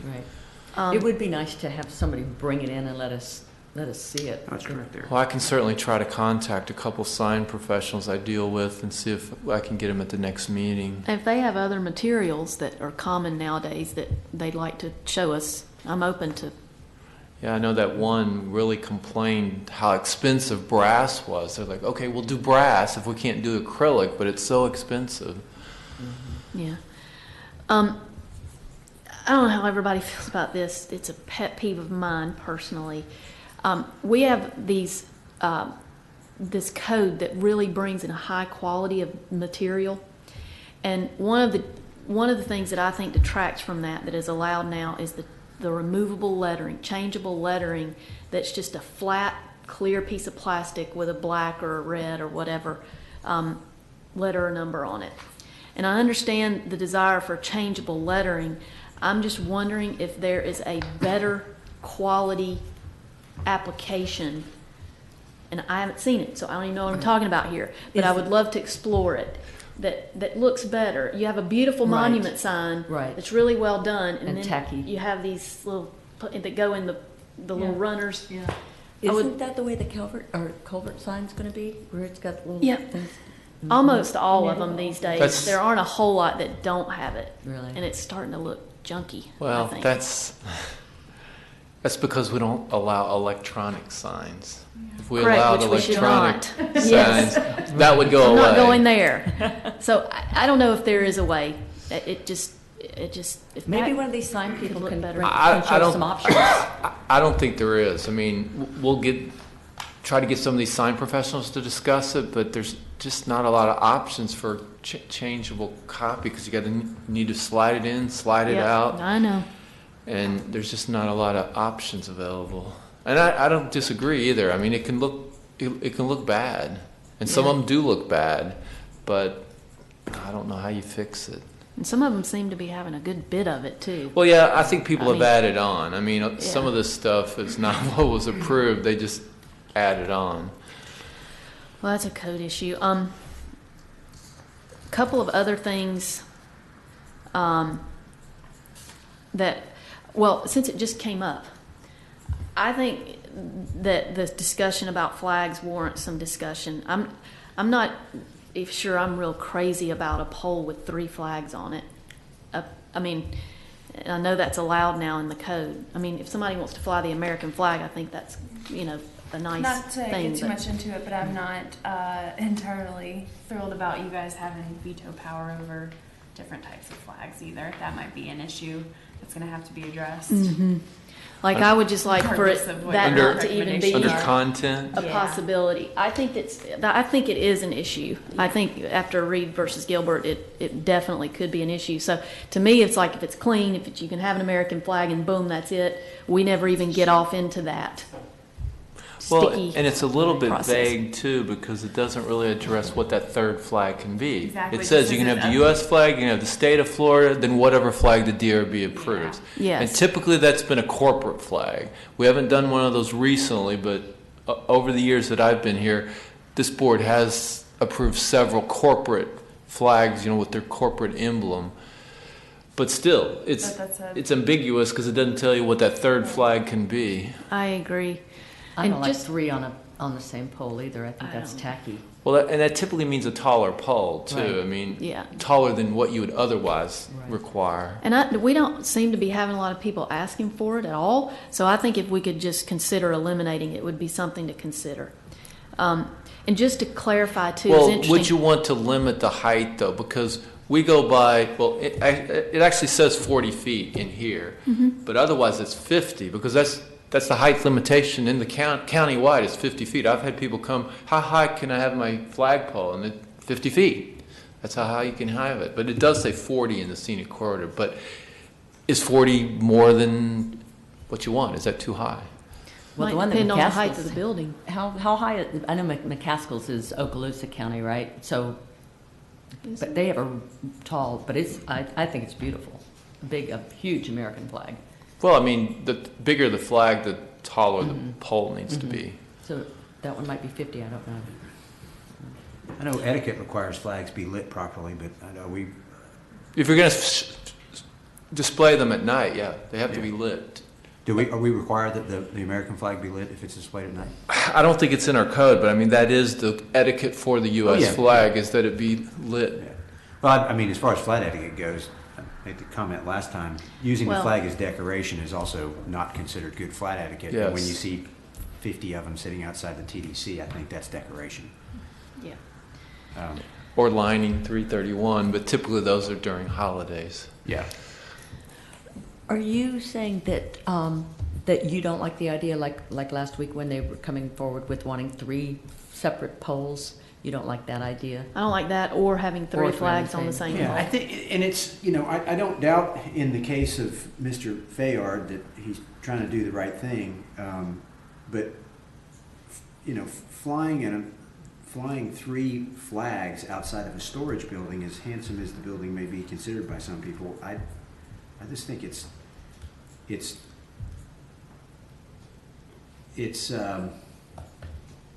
drawing attention to a property that is not, and I hate using this word, but I mean, it's just odd to fly a whole bunch of flags outside of something like that. I mean, and you drive down the street and there's a church and there's nothing outside of it or whatever, or a school building and there's nothing outside. It's really an odd. There's no civic component. It's just a way to draw attention to a business. That's what Absolutely, I was going to say. The only reason you would do that would be to draw attention to the building.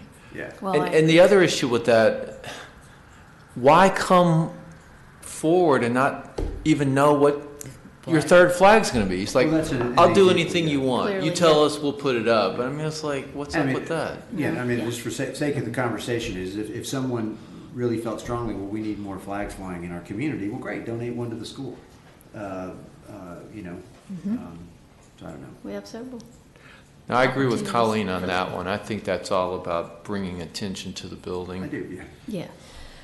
Yeah. So that was one. And another thing that I wanted to talk about, and this may or may not be an issue, that it may be already addressed in the code, but there from time to time are businesses that will build some type of, or install structure just inside of a window, a large window in the front, and affix a large vinyl sign to that. And so it might even be just 12 or 18 or 24 inches inside of the window. But I've brought this up to code enforcement in the past, and they've told me that our code only addresses signs affixed to the window. And so since this is not, it's an interior sign, they can't do anything about it. But clearly that is, I mean, I get if you go by a retail store and you see a 50% off or a logo of theirs or what hanging inside the store, that's not the issue. It's when someone's intentionally placing a large object, flat object, and placing a sign on it with their name of their business and logo that fills up a lot of the window. Clearly they're trying to get another sign in there. It's another sign, really. Get past the board. So I think that we need to somehow be careful about how we address it, because I don't want to limit internal signage that is valid, Right. and you just happen to be able to, or maybe you're intended to be able to see it. But when it's, taking up, I think there needs to be something there We that may need a speaks to that. determination on that, because it just says temporary storefront signage inside the storefront window. It doesn't say affixed, but it doesn't say that either. It's kind of limited to 25% of the square footage of the window. Right, but if Yeah. code enforcement is saying it has to 2 be weeks affixed, sometime. maybe we need a That's not what I'm determination. seeing. When was the last time you talked to Code about that, Lee? Probably sometime in 2016. Okay. I don't know about who the- would do that since we don't have a director currently. I mean, it would normally be a director's determination. Sorry. I think it's up right now. I mean, I think they have two. Yeah, yeah, panhandle rental, among other issues with that property, but. So that's just one thing I want, again, I think we have to be careful how we treat it, because I don't want to limit valid, activity about that, but I think it's a concern. Well, I mean, the code, regardless of how they're interpreting that, the code says it's a temporary sign, so they can't have something permanently affixed there.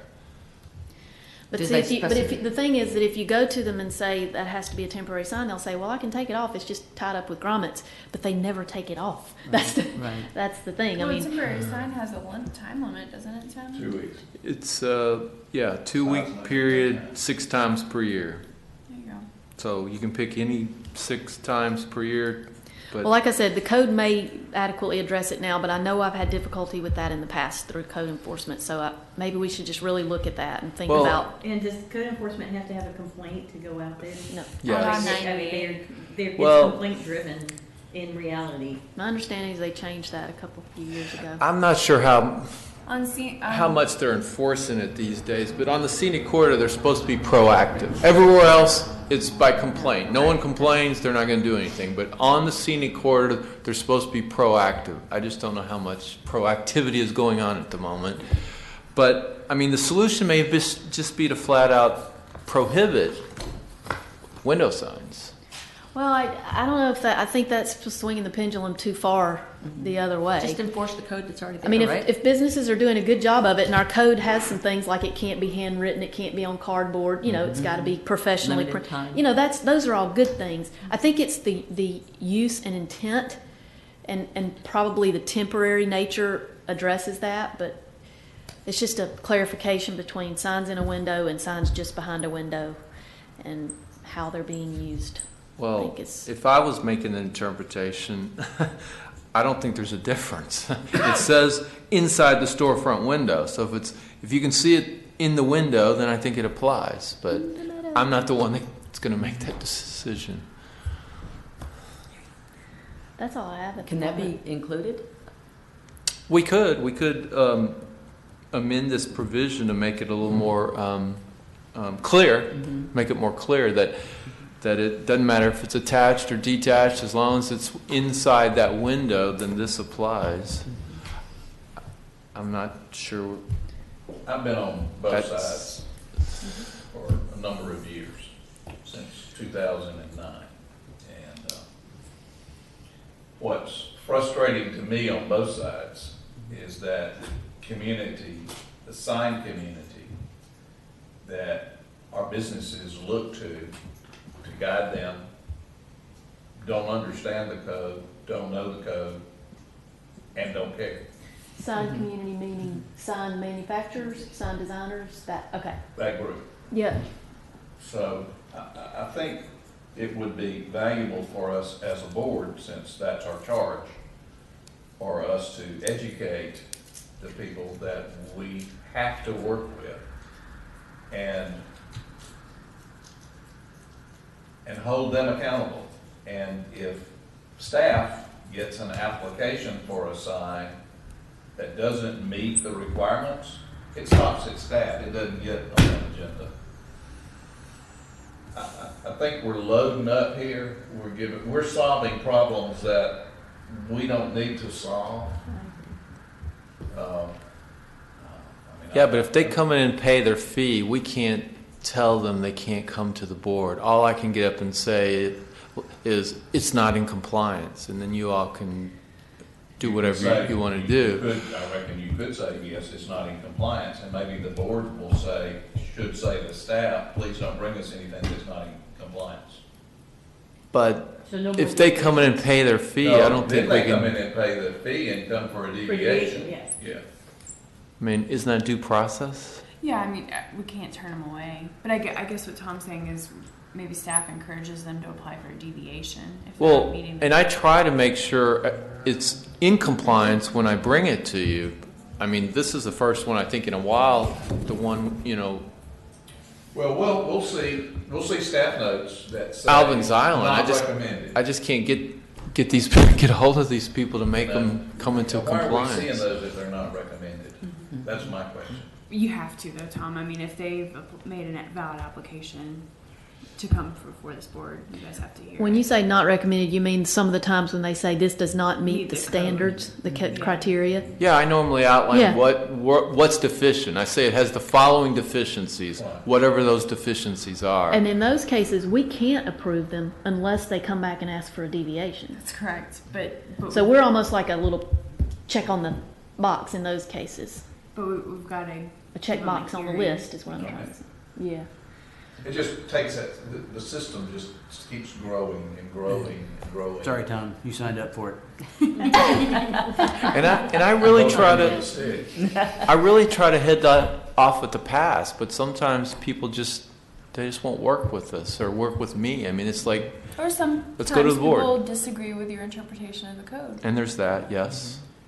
I have on the topic of signage, 13.03.04.02 prohibited signs says, in addition to those prohibited signs described in, and then there's a little subnote 2, comma, the following are also prohibited.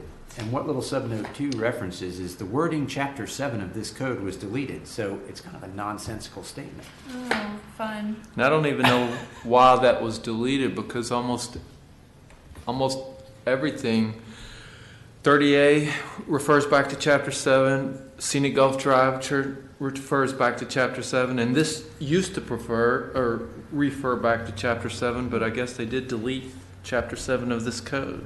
But you're right. So I guess I guess they just drew the line through those words, and that's why it's written that way. So I guess, could you staff review that and see what would be a better solution than just... Well, I think it should just say the following are prohibited. The following signs are prohibited. Is what it should say. Yeah.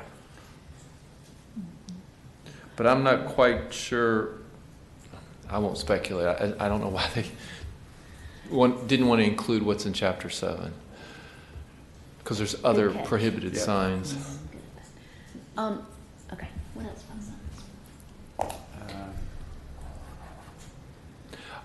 I don't know if I should even bring this up or not, but just to let you know how varied our sign code is. You all have no control over any other portions, but in Chapter 7, it's based on the size of the facade. So I get a lot of complaints because in the scenic corridor, they can have 54 square feet. And that's fine. But just an example, the Boys and Girls Club over here, under Chapter 7, they could have over a 900 square foot sign. That's larger than a billboard. Of course, they didn't ask for that. They don't have that.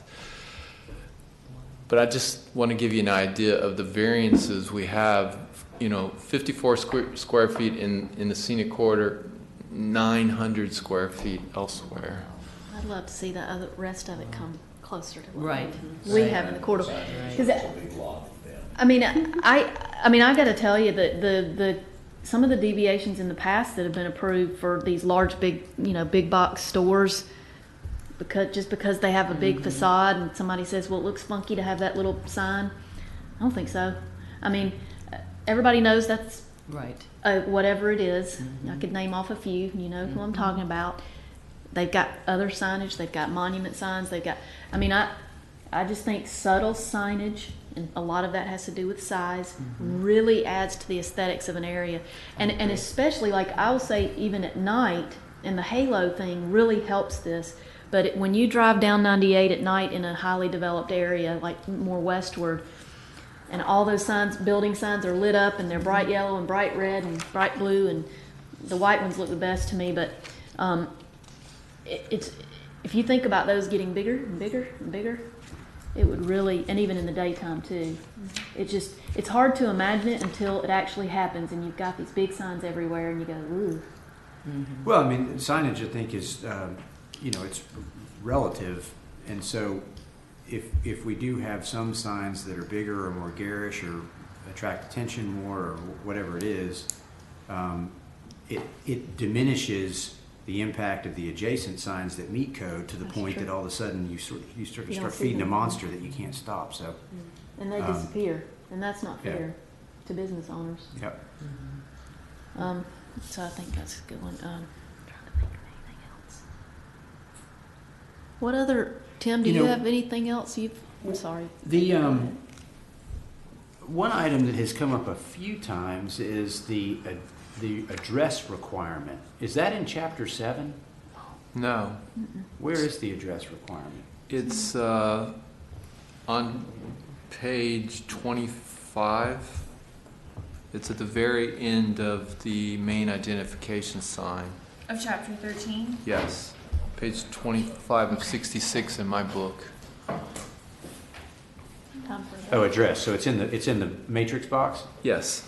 Okay, so it reads, all newly permitted main ID signs shall include the 911 address number for the site. The 911 address number shall be between 6 inches and 8 inches in height and proportional to the sign. The number shall be placed where it can be read easily. The 911 address number shall not be included in the copy area computation for the sign. So it's only for main ID signs. Yes. There's no requirement to put it on the building. And if you don't have a main ID sign, then you don't have a 911 address. Oh, did we just have that happen tonight? Like, I don't know if the apartments, the Point Washington. At 331 all spelled out. But I guess their street addresses, and that's a findability issue, right? And I mean, to have the street address. Yeah, you're right. I totally spaced on that because I probably looked at all the other. That'll be in a different font, so it'll jump out at you. Well, I looked at all the dimensions and everything to make sure it was all in compliance, but I did totally. I'm sorry, I didn't have the heart to keep sticking it to him. I totally did space the 911 address. Yeah. Yeah, it's a good. Maybe. But a lot of buildings don't put them on anymore. I mean, when you're driving down the road trying to find an address, I mean, it is extremely difficult because that's the point of having all those stubby monuments. The buildings don't have the address on them. You know what's difficult is when I'm dealing with that and my 5-year-old and 7-year-old in the car, I have to create new words so that I don't. Yes, indeed. Sound like Yosemite Sam.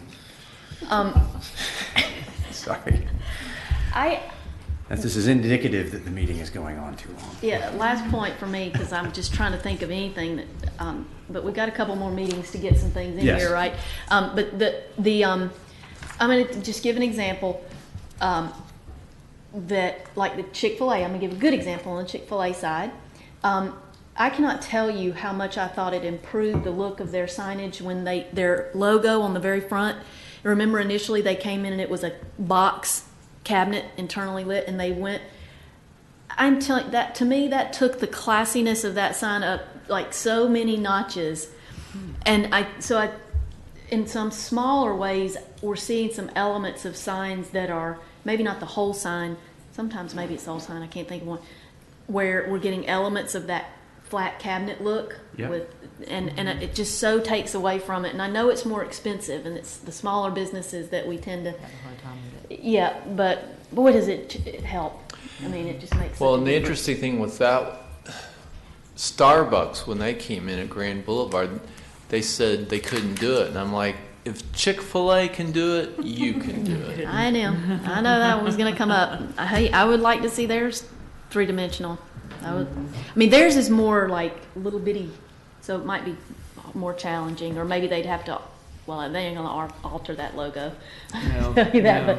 but yeah, I just like that three-dimensional quality. I think we should have it as much as we can anywhere we can inside. Well, and sometimes I have difficulty with the plans they provide me, trying to determine. Yeah. Because you guys have caught it when I haven't, because I'm looking at these plans and it appears to be three-dimensional, but it really isn't.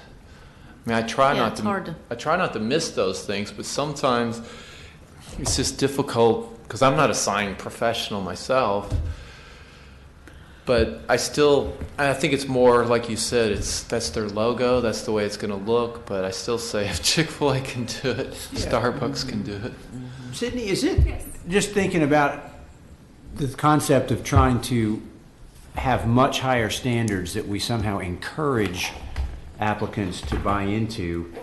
Would it be permissible for us to say if you plant additional trees or you do something that you get some sort of bonus or? Yeah, I mean, we do that with parking already, right, Tim? If you put it behind the building, I Yeah. mean, 50% behind the building, you get a 20% reduction. Yeah, but in other words, so you incentivize a well-designed site, Right. and so the same thing that's being, the parking is related to, in other words, the break that you get is related to the thing that you were doing. In other words, it was Yeah. you modify your parking and you get to have less parking. Right. Which most developers think is good, although I think some of the projects we had tonight had more parking. Not many take advantage of it, though. They want the So I parking guess what out I'm on going the is, road. could we say, with regard to lighting or signage, somehow if you do something else that offsets some of the negative consequence, you know, you put bigger trees in or you put more trees in or something like that, that will let you do some of these. In other words, maybe we can build the code so that we get something for approving a deviation. Yeah, Does no, that make sense? I don't think there's anything. And I don't know if there's a way to create a matrix that says, look, you know, if we have the deviations that keep coming back, like the size of signage or something like that, we could say, well, make the sign look better and we'll give you that deviation, or we make, and where it's not a deviation. Put more landscaping in and we'll consider allowing you to make your sign bigger or something like that. But it has to be offsetting. I think that's a good idea. Okay. I don't see any issue with that. I think it might be harder to make them bigger. I mean, they already have to be 8 feet tall, 4 Well, inches in I'd love caliber, to be able to say but maybe more. Yeah, but if we're going to continue to get these requests for deviations to make them larger, I think, I mean, I don't know if I'm using the right term, but we couldn't approve a deviation request today and say, well, we'll give you that deviation if you do X, Y, or Z. I mean, is that kind of Not like a if it's quid pro unrelated to. quo? Yeah, that's right. It would have to be Yeah. in the code, yeah. I mean, like on a sign, you guys can petition the colors or the placement Yeah. or things like that, but not something unrelated to the Yeah, but if the code were written that way. Yeah, that'd be fine. That would be, okay. Because I think signage, to lighting, explore. landscaping are all they're all part of the same impact. I agree. I think it'd be good Well, to I think that's explore. very doable, but you're going to have to give us some more direction. Yeah, and I'm thinking of projects like the Hardee's project, you know. Yeah. I mean, they did the little with the trees. Actually, more of a with the trees. Yeah. But, It was- Yeah, and we went round and round with them, but yeah. They're going to be tearing down the Ace Hardware and building a new one, so Yeah. we're going to try to pick up some of that at that time. Yeah. See, if you end up with one of those sites where we've got the power, like, and actually I was thinking about power lines, and if we said if you underground the power, but then I started thinking about this is like big time power. I mean, it's beyond the scope of any of these projects. But if we have those projects that have the power easement problem, and so they really can't provide the type of landscaping we really want, and even if they plant the trees, Gulf Power is going to take the tops off of them in a Right. few years. So I'm trying to think of ways we could say, okay, great, we got to live without all the trees, but in order to get the signage that they wanted, because that's part of the reason that the building is so far back, is they did have a pretty big easement in front, and so they just swallowed that pill and put all the parking in the front, none of the parking in the back. But if there was somehow we could have triggered, you know what, in order to get your sign bigger, you're going to have to choose to put your own buffer inside of the normal buffer and plant a bunch of big trees. They're not under the power lines anymore. We get what we're after, and then they get to make their signs a little bit bigger. You know, I think that project, had we been able to play around with it a little more at the front end, we probably could have made a much better project, because the architecture on that project's not bad. It's not. But because of the way that power line goes through there and they set it so far back, we're now going to have all these other problems where the guys are trying to draw way more attention to the buildings than we would like. Yeah. It's not a surprise to me that we've had the first two projects in that project took that great architecture and signage and they're now messing it up. Well, and I guess the landscaping train has pretty much left the station, but I think we should identify the types of trees, since the code says you can have understory trees in the power line, because Gulf Power doesn't want anything in there. They want That's right. Zippo, and Yeah. I keep telling them that ain't happening. I mean, the code requires that we have put landscaping in there. Yeah. So we do understory trees, but I think we could do better by saying what type of understory trees, some that grow slower, not as tall, because you're right, at some point Gulf Power will come in there and they're saying without warning, they'll just show up one day and they'll cut the tops off. That's what they do. But there are trees that would be better suited, but we don't identify what they are. If someone comes and say, I want to put crepes, fine, it's approved, do crepes. But Not even, is it still? yeah, Oh, okay. crepes are both shrubs and trees. But I'm just saying, we could An identify. example of southern magnolia, a true, not the little gems or the bay or whatever. You can take the tops out of those trees. You have to do it every couple of years because they grow like weeds. But they actually don't look strange when you take a sort of normal one and take the top off. It just sort of ends up looking horizontal. It works out pretty well. Okay, well, I'll see if I can find some examples of codes. But I feel like, because as an example, if we were to tie something to signs, over the life of a building, over the life of a shopping center, we're going to get sign request after sign request if they don't have a master sign plan. And so all of a sudden we're triggered with an opportunity to say, well, hey, step it up and put some more landscaping in and you can have the sign you want. Maybe. I don't know that Within a certain. There's pros and cons, because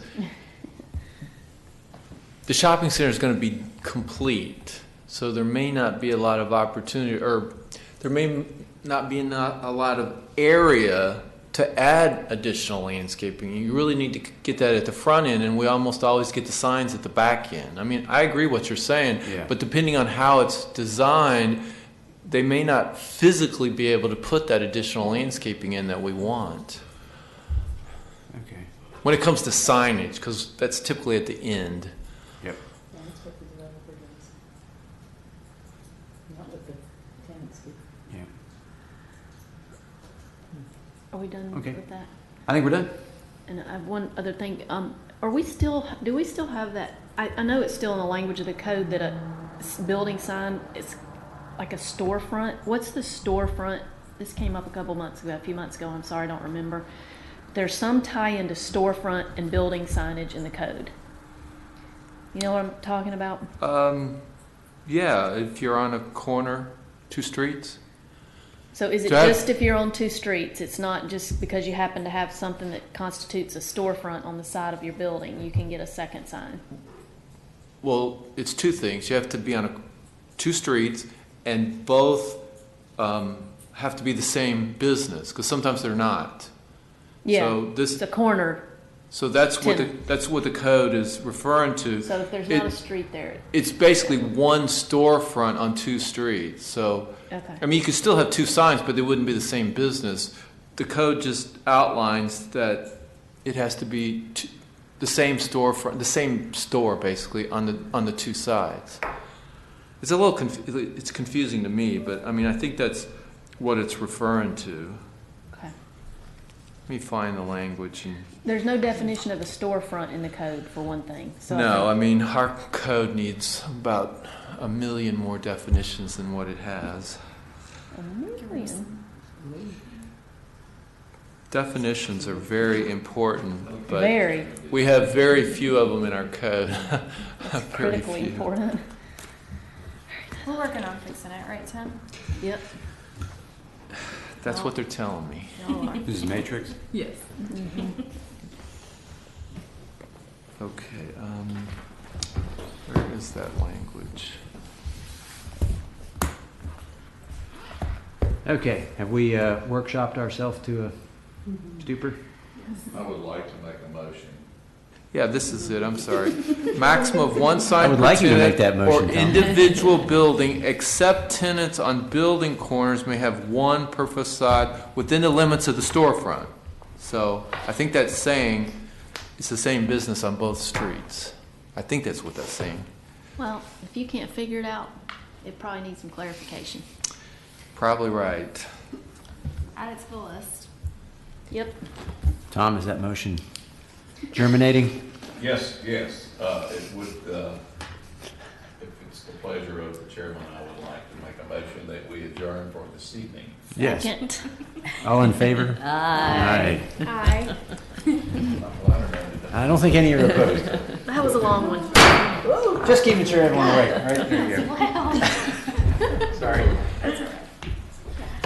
I don't have a copy of that, All righty. You don't? There's one in Matt's book up there. Yeah. Yeah, I like these things. I've got one section. Yeah, Do that's the whole true. one for a single. I'm just saying you could have saved some paper. That's true, if I had. Because typically, I can fix when I that. make an ordinance, I just do the section. I know. But sometimes depending on how it's, you have to, Yeah. you have no choice but to do the whole thing. Yeah. And it's kind of interesting too, because that landscaping has no identifier. It's no, 1301, 02, 03, 08. Oh, interesting. Yeah, I mean. Well, then I am gonna have to do the whole thing. It's just, and maybe you do, but it's just at the end of the chapter, and see? It just says chapter 13 plant list. Yeah. So there's no 13, I am gonna do the whole 03, thing then. 08, Yeah. but you're still only amending this section. It's weird. This whole thing's a mess. We gotta get it all straightened up. I was seeing, it's misnumbered too. Well, I wish I had confidence in Matrix, but they don't have, Let's turn this they off. don't, they don't have. Are we off, Letitia?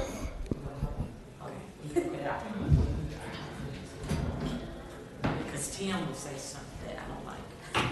Yeah. But yeah, there's not a section number. I didn't amend the whole thing. Yeah, there's no, I mean, you put in there the chapter 13 plant list to identify, but it's just kind of odd, I think, that there's no number or That something. is odd. There's a lot of odd things in our code though. Well, yeah, but I keep trying to emphasize to, no one wants to listen to me, it seems like. I mean, when we did our code in St. Johns County, we had over 1,000 definitions. I know, we use the definitions. I agree.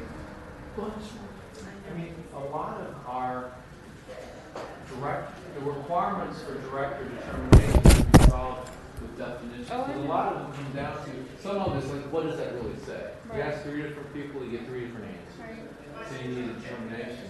But a lot of it is really definitional. Yeah. No, I agree. And I don't know what Matrix is doing in that regard, but we'll find out, right? Good night. Good night, Letitia. Bye-bye. Thank you. Hey, cut that off from me, Tim. What? Cut that off. When I left that off, I had a call. Yeah. I'm putting it out here. How you turn it off? Let me see. Did she cut it on? Oh, it went on? She said she was cutting on. Let's cut off. Sell. Had to be.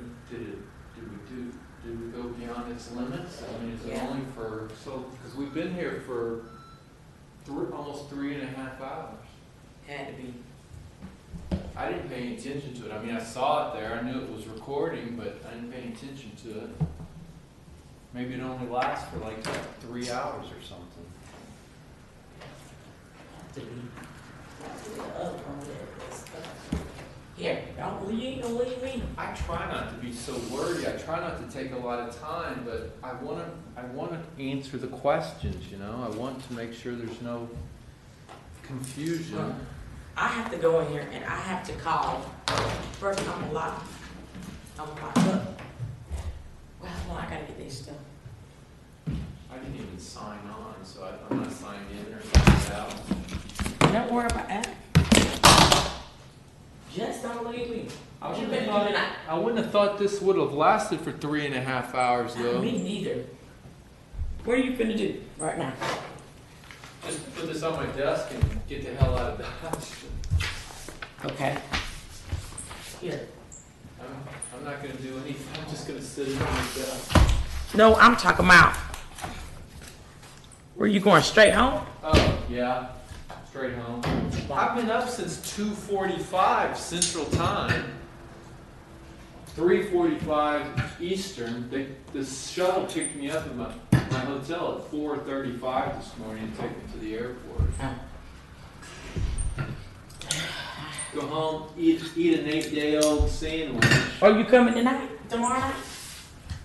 You know what we're doing tomorrow night? You already? No one's. Yeah. No. You set it up.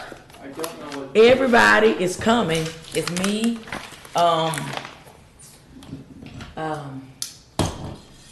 Rachel, Karen, Blonde, Rosanna, Derek,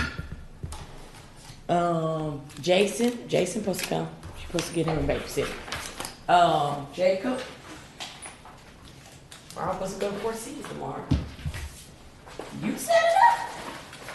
Yeah, I'll go. I just won't be able to drink, that's all. Wow, you're gonna lit. Yep. I figured that. 45 days, and I think I probably need it. You gonna be sick? So I've been drinking way too much. I had 5 beers on Fat Tuesday. That was my last chance. March 1st, Ash Wednesday, start of Lent. I tell you what, well, me and, But yeah, I mean, it's right after work, right? Yeah. well, yeah, 6:30. I'll have, They wanna do about 6:30, but, I can have dinner, I just won't drink anything. dog, man, Tim, it's blonde. Oh, I got beer, wine at home. I can't touch any of that for 45 days. we got all that. I gotta shut that. First, I gotta go lock this out here. If you cut that light out, I'm gonna lock this right here. All right. I got a key.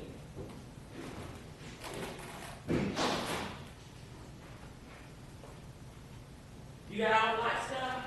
I gotta have all that. Where's that one go? Yeah, that's what I was wondering. Where's that light switch? It's up there. Gotta be. Turn all of them right now. Ah, there it is. I missed it. Okay.